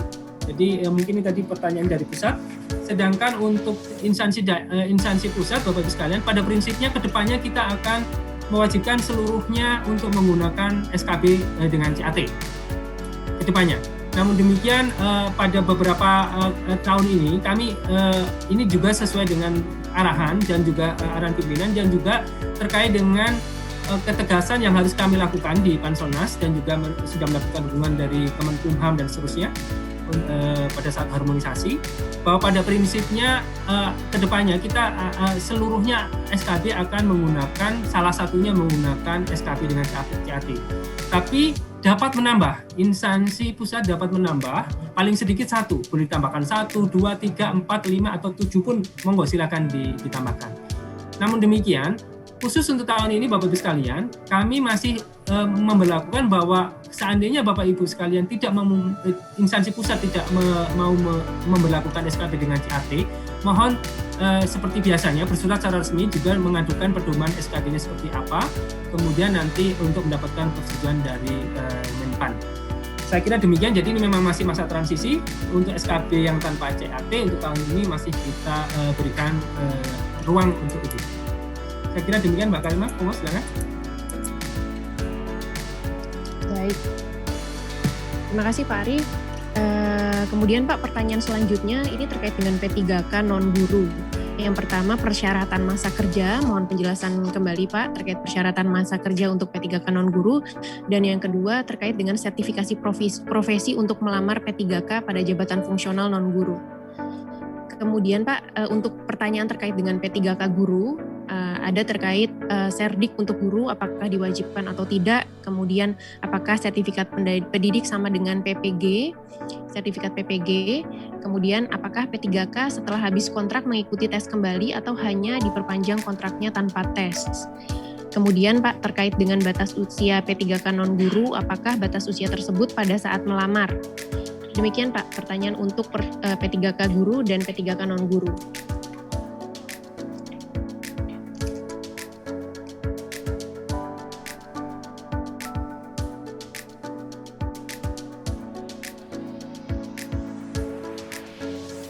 Oke, baik.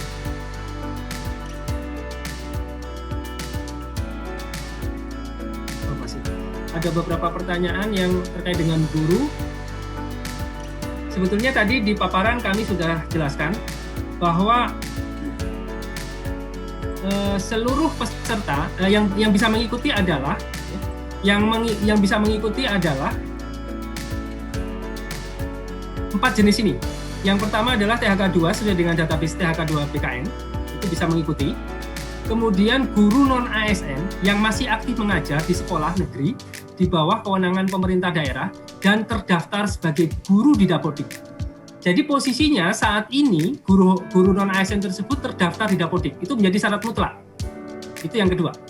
Kemudian yang ketiga juga sama, guru swasta dan dia juga terdaftar di Dapodik. Ya, syaratnya di sini tidak menyatakan berapa lama dia terdaftar, tidak. Yang jelas pada saat ini dia terdaftar di Dapodik. Kemudian yang keempat, ini lulusan PPG yang belum menjadi guru dan terdaftar pada database lulusan pendidikan profesi guru Kemendikbud. Ini juga menjawab tadi terkait dengan apakah akta 4 gitu tadi, kalau nggak salah ya, pertanyaan seperti itu. Itu yang penting terdaftar pada database lulusan PPG Kemendikbud. Jadi nanti sistem dari BKN, SSN BKN itu akan langsung link dengan Dapodik Kemendikbud. Dan ini sudah dipesankan oleh rekan-rekan kami dari BKN maupun dari Kemendikbud dan akan langsung dikoneksikan seperti itu.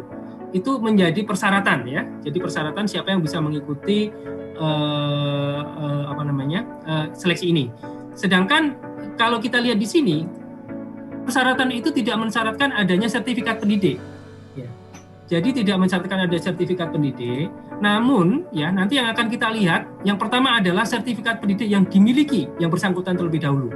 Baru kemudian kualifikasi pendidikannya. Ya.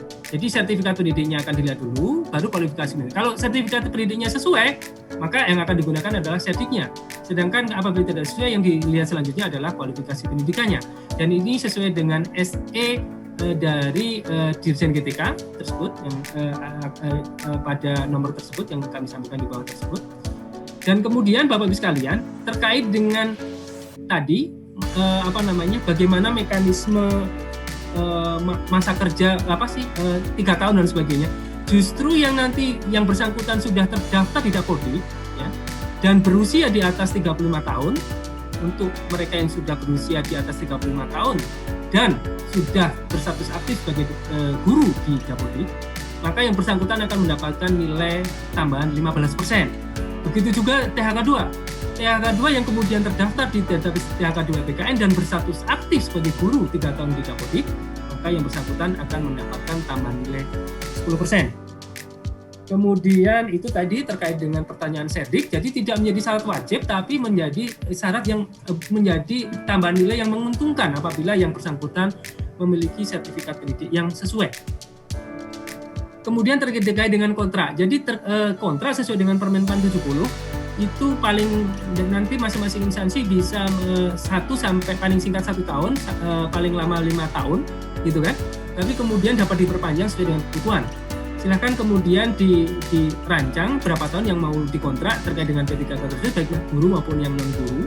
Kemudian pada waktu perpanjangan, kalau masih pada jabatan dan tempat yang sama, itu maka yang bersangkutan tidak perlu tes. Cukup nanti masing-masing instansi untuk memperpanjang masa kontraknya tersebut. Namun demikian, kalau kemudian, jadi mekanisme P3K itu ada multi level entry ya. Jadi sekarang ini untuk guru, seluruh guru yang kita rekrut adalah di jenjang pertama, di jenjang ahli pertama. Dan bisa saja nanti di kedepannya kita akan rekrut juga di jenjang ahli muda dan seterusnya. Nah nanti ketika yang ada formasi dibutuhkan di jenjang terbuka untuk formasi di jenjang ahli muda, maka mereka-mereka yang mendaftar, yang sudah masuk di jenjang ahli pertama bisa mengikuti tes untuk naik jenjang. asalkan ya persyaratan terpenuhi. Persyaratan itu terpenuhi seperti apa? Yaitu kualifikasi dan barangkali kompetensi dan lain sebagainya yang nanti akan diatur kemudian. Namun pada prinsipnya saat ini untuk seluruh formasi di jabatan guru, seluruhnya adalah di jabatan guru kali pertama. Kemudian batas usia tadi, terkait dengan pertanyaan batas usia. Saya kira juga tadi di paparan kami juga sudah kami sampaikan bahwa batas usianya adalah 1 tahun sebelum masa pensiun.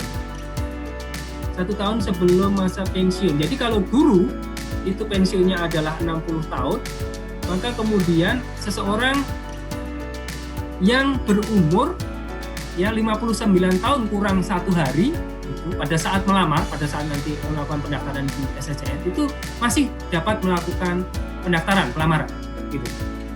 Saya kira demikian Mbak terkait dengan pertanyaan ketiga kanon guru. Udah ya, sudah tercakup semuanya tadi ya. Masih ada lagi? Sudah Pak, sudah tercakup semuanya.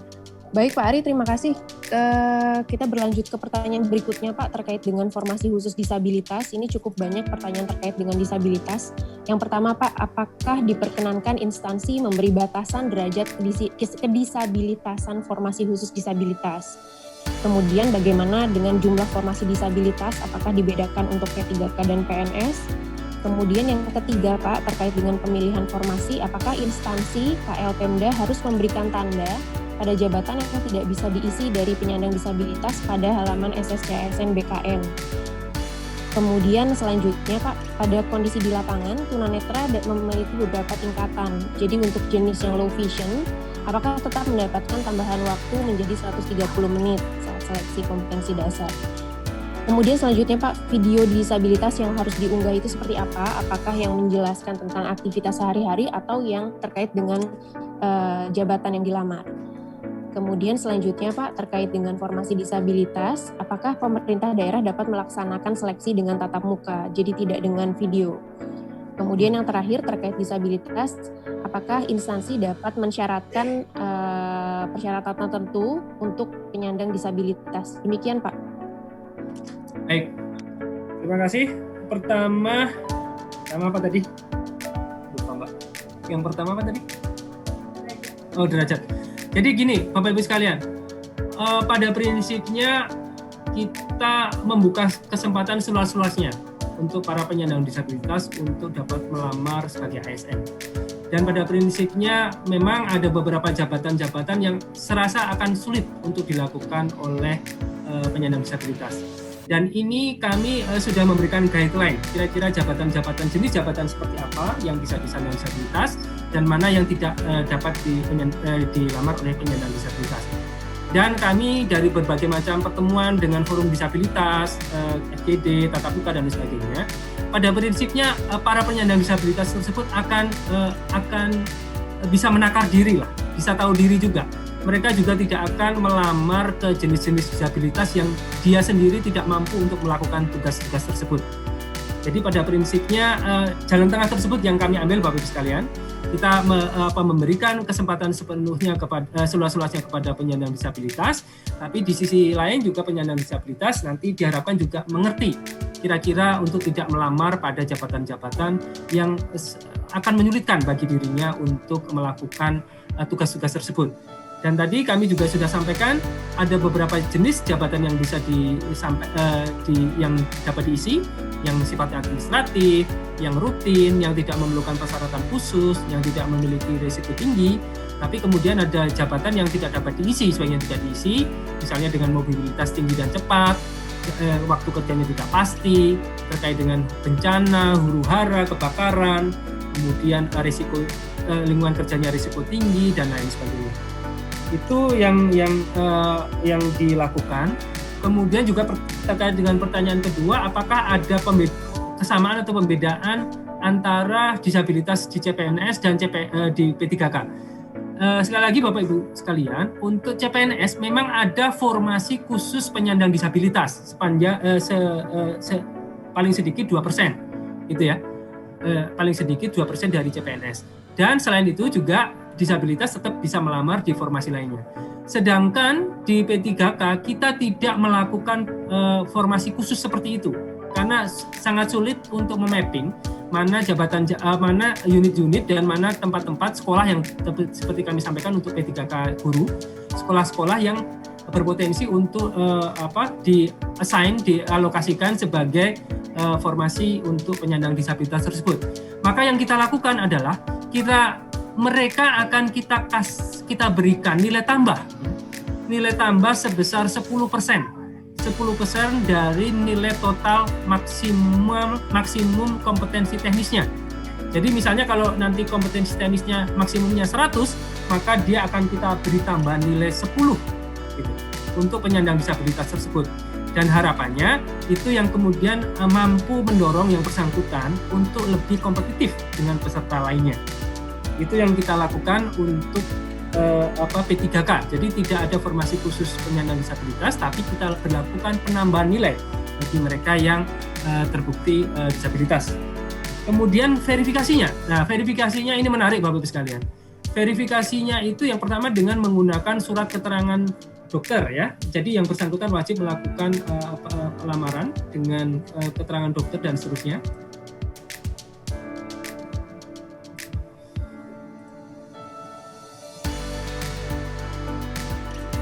Penyandang disabilitas. Jadi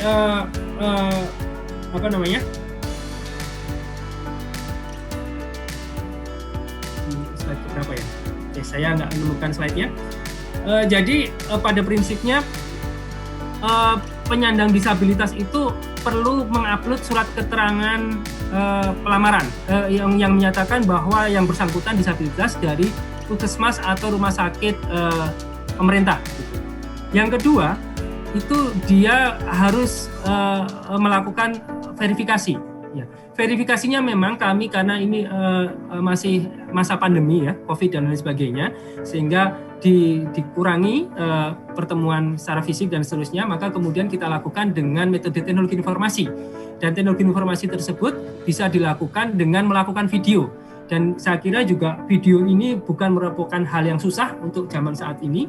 Jadi yang bersangkutan bisa saja istilahnya melakukan shooting gitu ya, meminta bantuan saudaranya atau temannya untuk melakukan shooting, dan seolah-olah yang bersangkutan melakukan tugas yang bersangkutan, jabatan yang bersangkutan. Misalnya kalau dia melamar pada jabatan apoteker gitu, misalnya kemudian dia berjalan di tangga, kemudian naik ke sela-sela rak, kemudian dia mengambil obat di atas rak gitu, terganggu atau tidak, kemudian dia bisa membaca atau kemudian meracik obatnya itu seperti apa gitu, pura-pura aja lah gitu seperti itu, kemudian dia bawa itu kemana, kemudian menyampaikannya ke pasien atau ke front office dan seterusnya. Itu yang harus dilakukan. Kalau seorang guru ya barangkali dia bagaimana dia posisi dia berangkat sekolah seperti apa, kemudian juga masuk ke kelasnya mengajar, kemudian dia terganggu nggak ketika berjalan di lorong-lorong kelas, pura-puranya kemudian memberikan bimbingan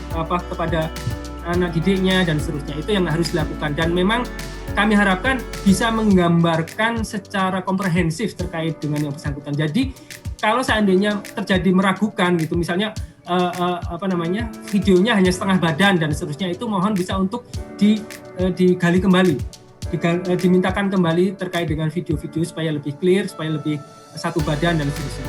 Itu yang harus dilakukan. Kemudian kalau seandainya mau dilakukan dengan tatap muka, monggo silakan. Tatap muka juga dipersilakan, tapi dengan tatap muka itu juga dirangkum dalam bukti videonya, Bapak Ibu sekalian. Juga dirangkum dalam videonya, yang mungkin kalau yang tadinya dilakukan oleh disabilitas, berarti video itu bisa dilakukan tambahan juga oleh para peserta di masing-masing instansi untuk melakukan penambahan tadi, yang dengan verifikasi berdasarkan tatap muka tadi. Kemudian saya pikir sudah ya Mbak ya, hanya 4 itu tadi ya. Syarat? Baik Pak. Syarat untuk formasi disabilitas Pak, yang boleh dicantumkan oleh Kementerian Lembaga dan Pemda? Baik. Tadi sebetulnya kami sudah sampaikan bahwa tidak ada persyaratan yang harus membatasi untuk disabilitas tersebut. Jadi tadi di slide nomor berapa? Ini instansi pusat dan instansi daerah dalam pengadaan PNS kebutuhan khusus penyandang disabilitas tidak diperlukan mencantumkan syarat terkait dengan keterbatasan fisik dan di luar kompetensi jabatan. Jadi kalau memang benar-benar ada yang di dalam kompetensi jabatan yang menjadi syarat persyaratan kompetensi jabatan dipersilakan, tapi kalau tidak itu menjadi tidak boleh untuk dicantumkan syarat tersebut. Saya kira demikian, Mbak, jawaban dari kami. Baik, terima kasih Pak Ari sudah disampaikan jawaban terkait pertanyaan atas formasi khusus disabilitas. Selanjutnya Pak, ada pertanyaan juga yang muncul dari KL dan masyarakat di channel YouTube Menpan. Contohnya seperti ini Pak, untuk pertanyaan dari KL, untuk formasi khusus cum laude, bagaimana jika alokasi formasi yang diterima instansi untuk kualifikasi S1 kurang dari 10% dari total alokasi formasi? Apakah tetap diwajibkan untuk mengalokasikan formasi khusus cum laude? Pusat ya? Pusat. Dari pusat Pak, dari instansi pusat pertanyaannya. Baik, kalau cum laude kami harapkan memang minimal 10%. Tapi kalau memang ada hal-hal khusus yang kemudian tidak bisa dilakukan, itu monggo silakan bersurat saja ke kami untuk mendapatkan persetujuan. Dan memang untuk beberapa hal yang khusus nanti kita bisa berikan persetujuan untuk kurang dari 10%. Saya kira demikian, Mbak. Baik Pak Ari. Kemudian selanjutnya Pak, apakah untuk mengumumkan pendaftaran, instansi harus menunggu ACC dari Menpan terkait dengan pedoman seleksi kompetensi bidang yang disampaikan?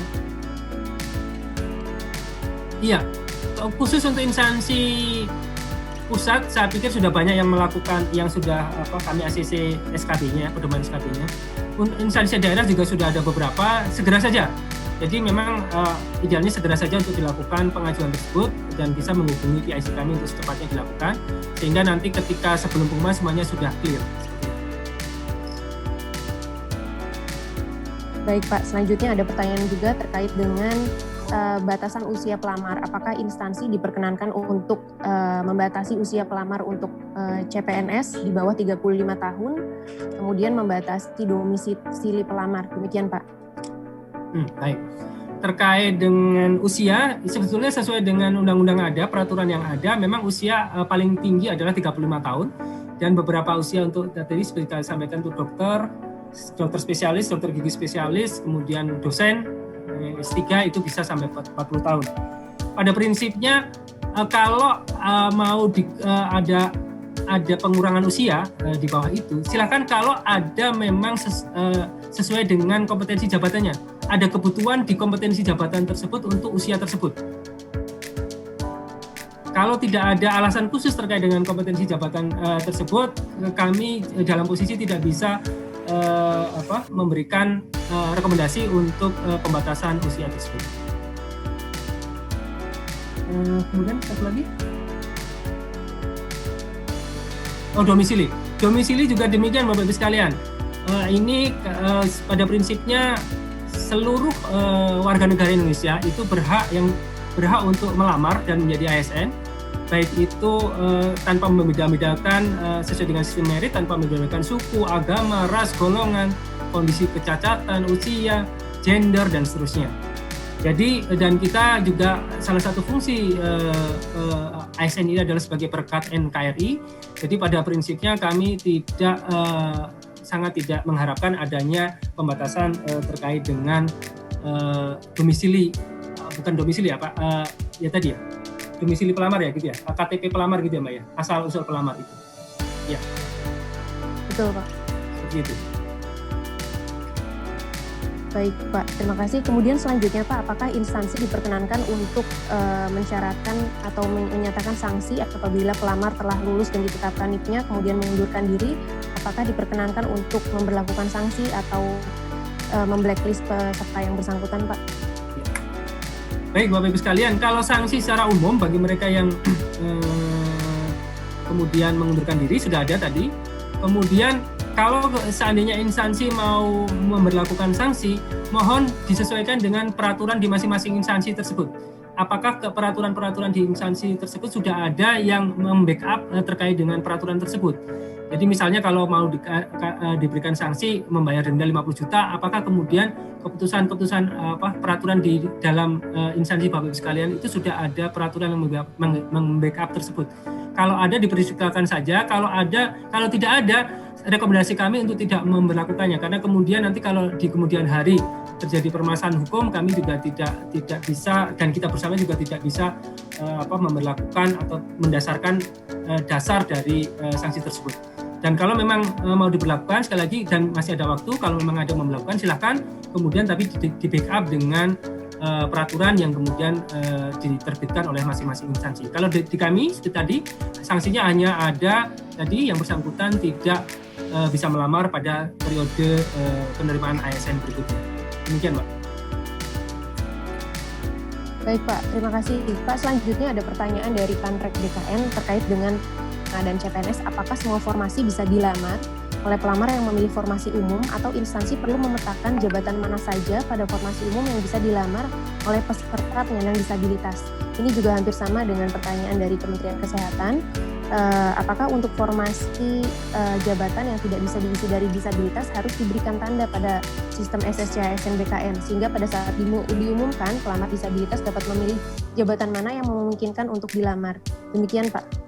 Baik, saya kira kalau dari kami sebetulnya secara umum itu bisa dilakukan dua-duanya. Yang pertama bisa dilakukan bebas tanpa harus menandai. Tapi kemudian juga kalau memang dari SSN bisa memfasilitasi untuk penandaan itu, ya kami persilahkan. Saya koordinasi dulu dengan BKN.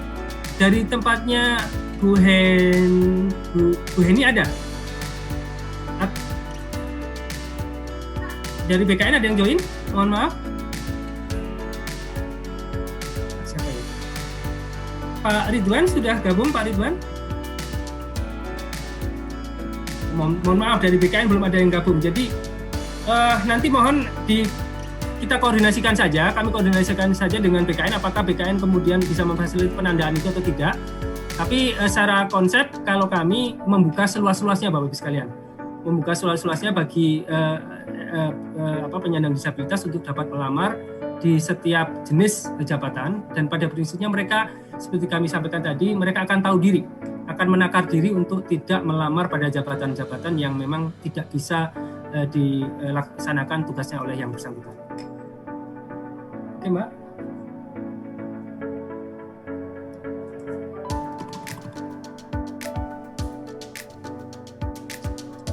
Baik Pak Ari, mohon izin teman-teman host, mohon Pak Ridwan, Kepala Pusat PPSS ASN BKN, bisa di-unmute. Ya Pak Ari, saya hadir dari awal Pak. Oh, monggo Pak, silakan Pak Ridwan, yang terkait dengan apakah bisa di formasi umum itu ditandain Pak jabatan-jabatan tertentu atau formasi-formasi tertentu yang bisa dilamar oleh penyandang disabilitas atau tidak? Monggo silakan. Ini harusnya memang Bu Heni ya, atau teman-teman PPSI ASN, tapi nampaknya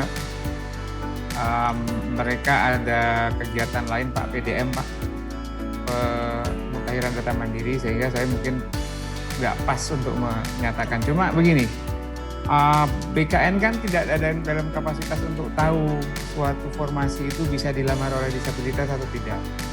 Ya, karena yang tahu natur atau pekerjaan sehari-harinya itu justru teman-teman KLD gitu. Jadi, tapi nanti kalau secara sistem bisa atau tidak, nah ini saya juga harus konsultasi dengan Bu Heni. Jadi saya kira dinyatakan secara eksplisit saja di pengumuman mana yang bisa dan mana yang tidak. Demikian Pak Ari. Baik. Tapi sekali lagi Bapak Ibu tidak membatasi ya, konsepnya tidak membatasi penyandang disabilitas untuk tidak bisa melamar pada berbagai jabatan. Oke Mbak, silakan.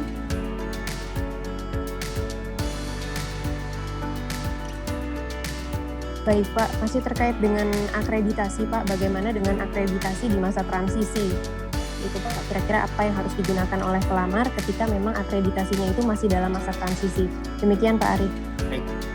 Baik, untuk terkait dengan akreditasi sebetulnya adanya di peraturan Menristek Dikti ya Bapak Ibu sekalian, Permendikbud kalau sekarang ya, Permendikbud Ristek Dikti. Jadi itu diberlakukan akreditasi sebelumnya. Pada saat transisi itu diberlakukan akreditasi sebelumnya. Jadi kalau misalnya tadinya B, kemudian ada masa transisi, dia lulus, kemudian ke A, maka pada saat kelulusan tersebut yang dilakukan adalah akreditasi B tadi. Seperti itu, Mbak.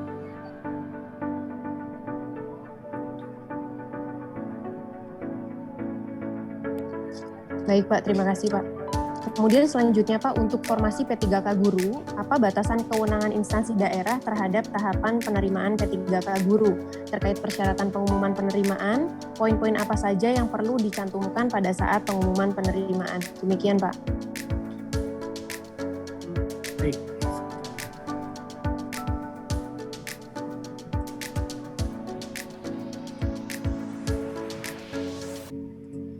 Baik Bapak Ibu sekalian, untuk yang guru, jadi nanti hampir seluruh proses itu dilakukan oleh Kemendikbud.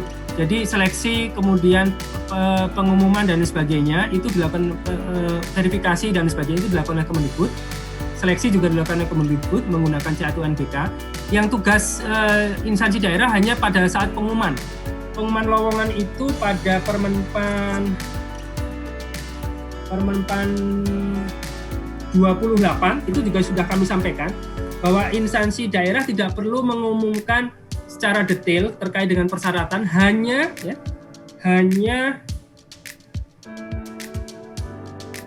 formasinya apa saja, kemudian juga masa kontrak yang bersangkutan berapa lama. Yoga bisa tahu pasal berapa, Yok?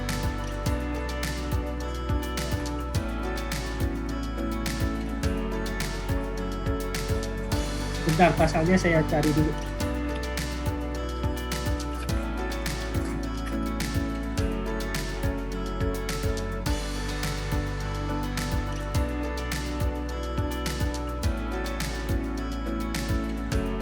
Jadi ada di pasal 16, Bapak Ibu sekalian. Pasal 16 itu untuk yang akan diumumkan, apa saja yang akan diumumkan oleh Kemendikbud, ya. Ketentuan terkait dengan sertifikat pendidik, kualifikasi pendidik dan sebagainya itu akan dilakukan ini, kemudian jadwal dan sebagainya oleh ini. Tapi pengumuman lowongan sebagaimana dimaksud pada huruf 3 huruf D, yakni 3 huruf D. Huruf A nama jabatan, kemudian huruf B jumlah lowongan, huruf C unit kerja penempatan, dalam hal ini unit sekolahnya, huruf E lamaran yang ditujukan, dalam hal ini SSCN, kemudian huruf H masa hubungan perjanjian kerja. Itu saja yang perlu dilakukan oleh daerah. Itu ada di ayat 4-nya, pasal 16 ayat 4-nya. Terutama yang masa hubungan kerja ini yang jangan sampai terlupakan Bapak Ibu sekalian. Masa hubungan perjanjian kerja, kalau formasi kan saya pikir Bapak Ibu sekalian akan mengumumkannya. Tapi kalau kemudian terkait dengan syarat, kemudian nanti jadwal dan sebagainya, instansi daerah tidak perlu mengumumkan. Ini khusus untuk yang P3K guru ya, dan juga tidak perlu melakukan verifikasi administrasi, karena verifikasi administrasi dan sebagainya semua dilakukan oleh Kementerian Pendidikan dan Kebudayaan. Saya kira demikian, Mbak. Baik Pak Ari, terima kasih Pak. Kita masih ada waktu 10 menit lagi Pak. Ada pertanyaan juga terkait dengan batasan IPK. Apakah instansi diperkenankan untuk mensyaratkan batas IPK minimal? Dan ada juga terkait dengan persyaratan melamar, apakah boleh disebut sudah memenuhi persyaratan nilai TOEFL atau TPA tertentu untuk mengikuti SKB. Demikian Pak. Baik Bapak Ibu sekalian, terkait dengan IPK dan TOEFL itu sesuai dengan persyaratan jabatan. Apakah ada relevansinya dengan jabatan tersebut, kompetensi jabatan tersebut? Kalau ada silakan saja Bapak Ibu sekalian. Kalau tidak ada, maka itu menjadi sesuatu hal yang sedikit bertentangan. Karena pada prinsipnya di kami hanya mensyaratkan akreditasi, bahwa yang penting yang bersangkutan adalah status terkait dengan akreditasi. Kalaupun itu nanti ada pembatasan IPK dan sebagainya, tidak kemudian dilakukan secara secara ekstrim dilakukan, sehingga sebagian peserta kemudian juga tidak bisa mendaftar. Itu yang mohon untuk diperhatikan juga. Kemudian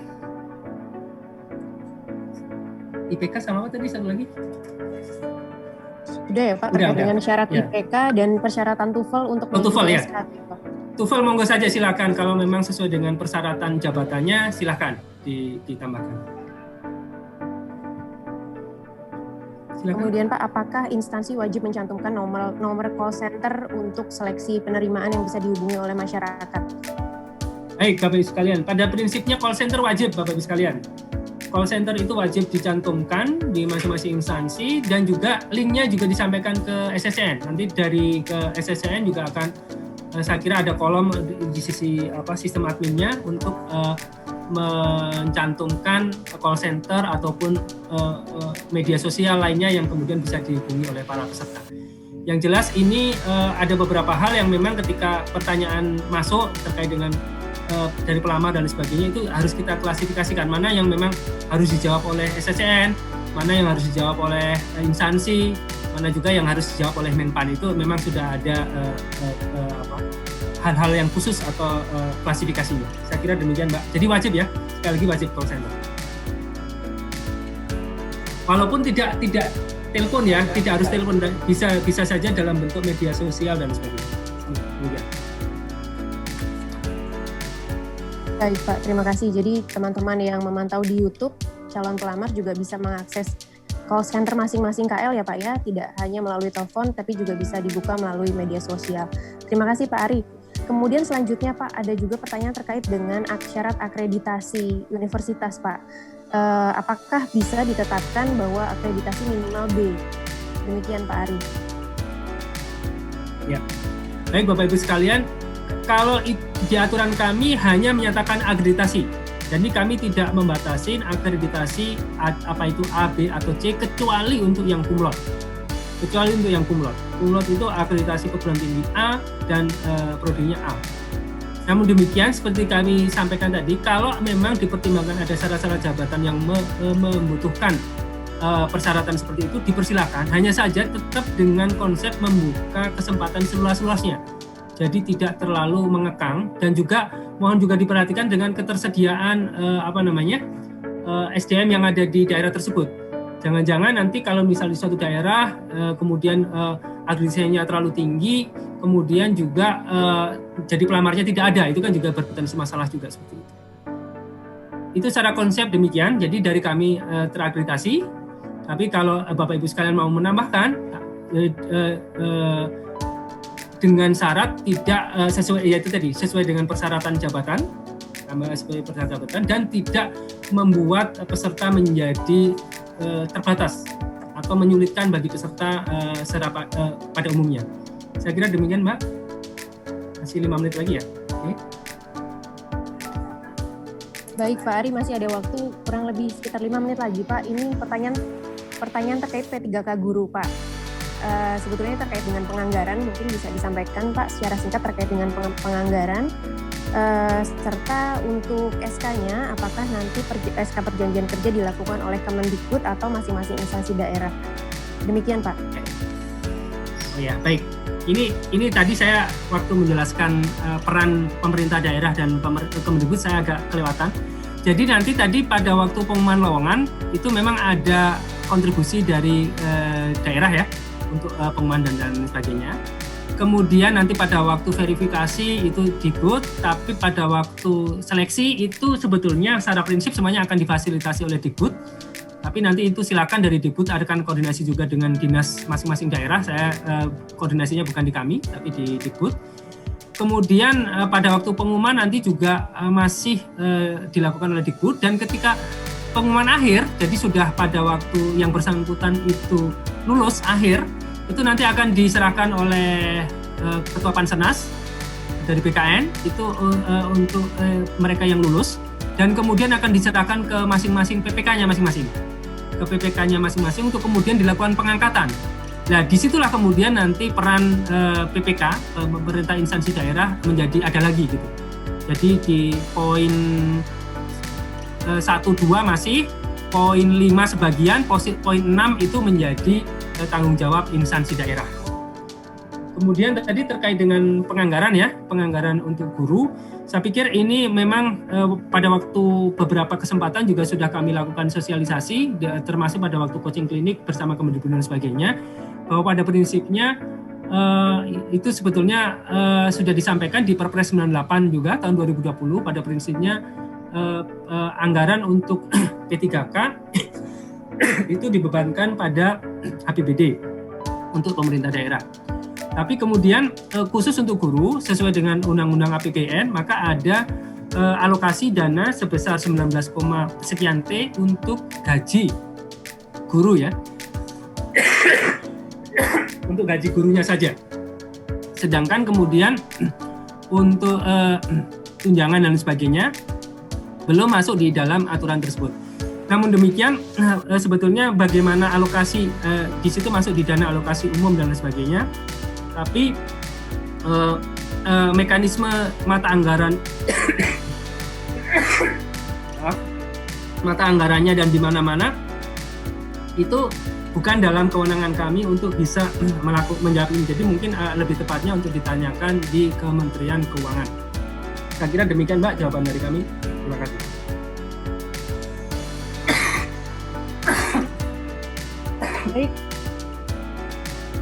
Baik, terima kasih Pak Ari. Rasanya waktu sudah selesai nih Pak, sudah 11.58. Mohon izin kami untuk menutup pertemuan hari ini Pak. Bapak Ibu sekalian, baik yang bergabung via Zoom atau kanal YouTube live streaming Kemenpan RB, dapat mengunduh bahan paparan akan kami upload nanti di portal resmi Kementerian Pan RB. Kemudian terkait dengan Permenpan 27, 28, dan 29 serta peraturan turunannya, yakni Kemenpan RB nomor 980 tahun 2021 tentang persyaratan STR untuk melamar pada jabatan fungsional kesehatan dalam pengadaan PNS, serta Kemenpan 981 tahun 2021 tentang persyaratan sertifikasi dan seleksi kompetensi teknis tambahan untuk melamar pada jabatan fungsional dalam pengadaan P3K tahun anggaran 2021, dan Kemenpan RB tentang nilai ambang batas. Nanti semuanya akan kami upload di jdih.menpan.go.id. Demikian Bapak Ibu untuk pertanyaan yang izin. Baik, terima kasih. Ada tambahan dari Sinka BKN, silakan Mas Auditya. Sebelum kami tutup, silakan Mas. Ya, izin Bapak Ibu ingin menambahkan memang di SSCASN nanti akan dibuka untuk setting adminnya setiap formasi apakah dapat diisi disabilitas ataupun tidak. Itu nanti akan kami buka pilihannya. Mohon yang sudah mengisikan formasi untuk diedit lagi dan juga diperiksa kembali apakah memang persyaratan tersebut dapat diisi atau tidak sesuai tadi dijelaskan oleh Pak Ari. Dan kalau bisa memang di pengumumannya juga sudah ada. Mungkin itu tadi pertanyaan yang dipertanyakan. Terima kasih. Baik, terima kasih Mas Auditya dari Direktorat Sinka BKN atas penjelasannya. Bapak Ibu, selanjutnya materi dapat diunduh pada halaman resmi portal Kementerian Pan RB. Adapun pertanyaan yang belum dapat kami jawab akan kami rangkum dalam bentuk FAQ dan akan kami upload juga di halaman resmi portal Kementerian Pan RB. Demikian Bapak Ibu, terima kasih atas partisipasi dalam kegiatan sosialisasi 3 peraturan menteri terkait pengadaan CSN hari ini.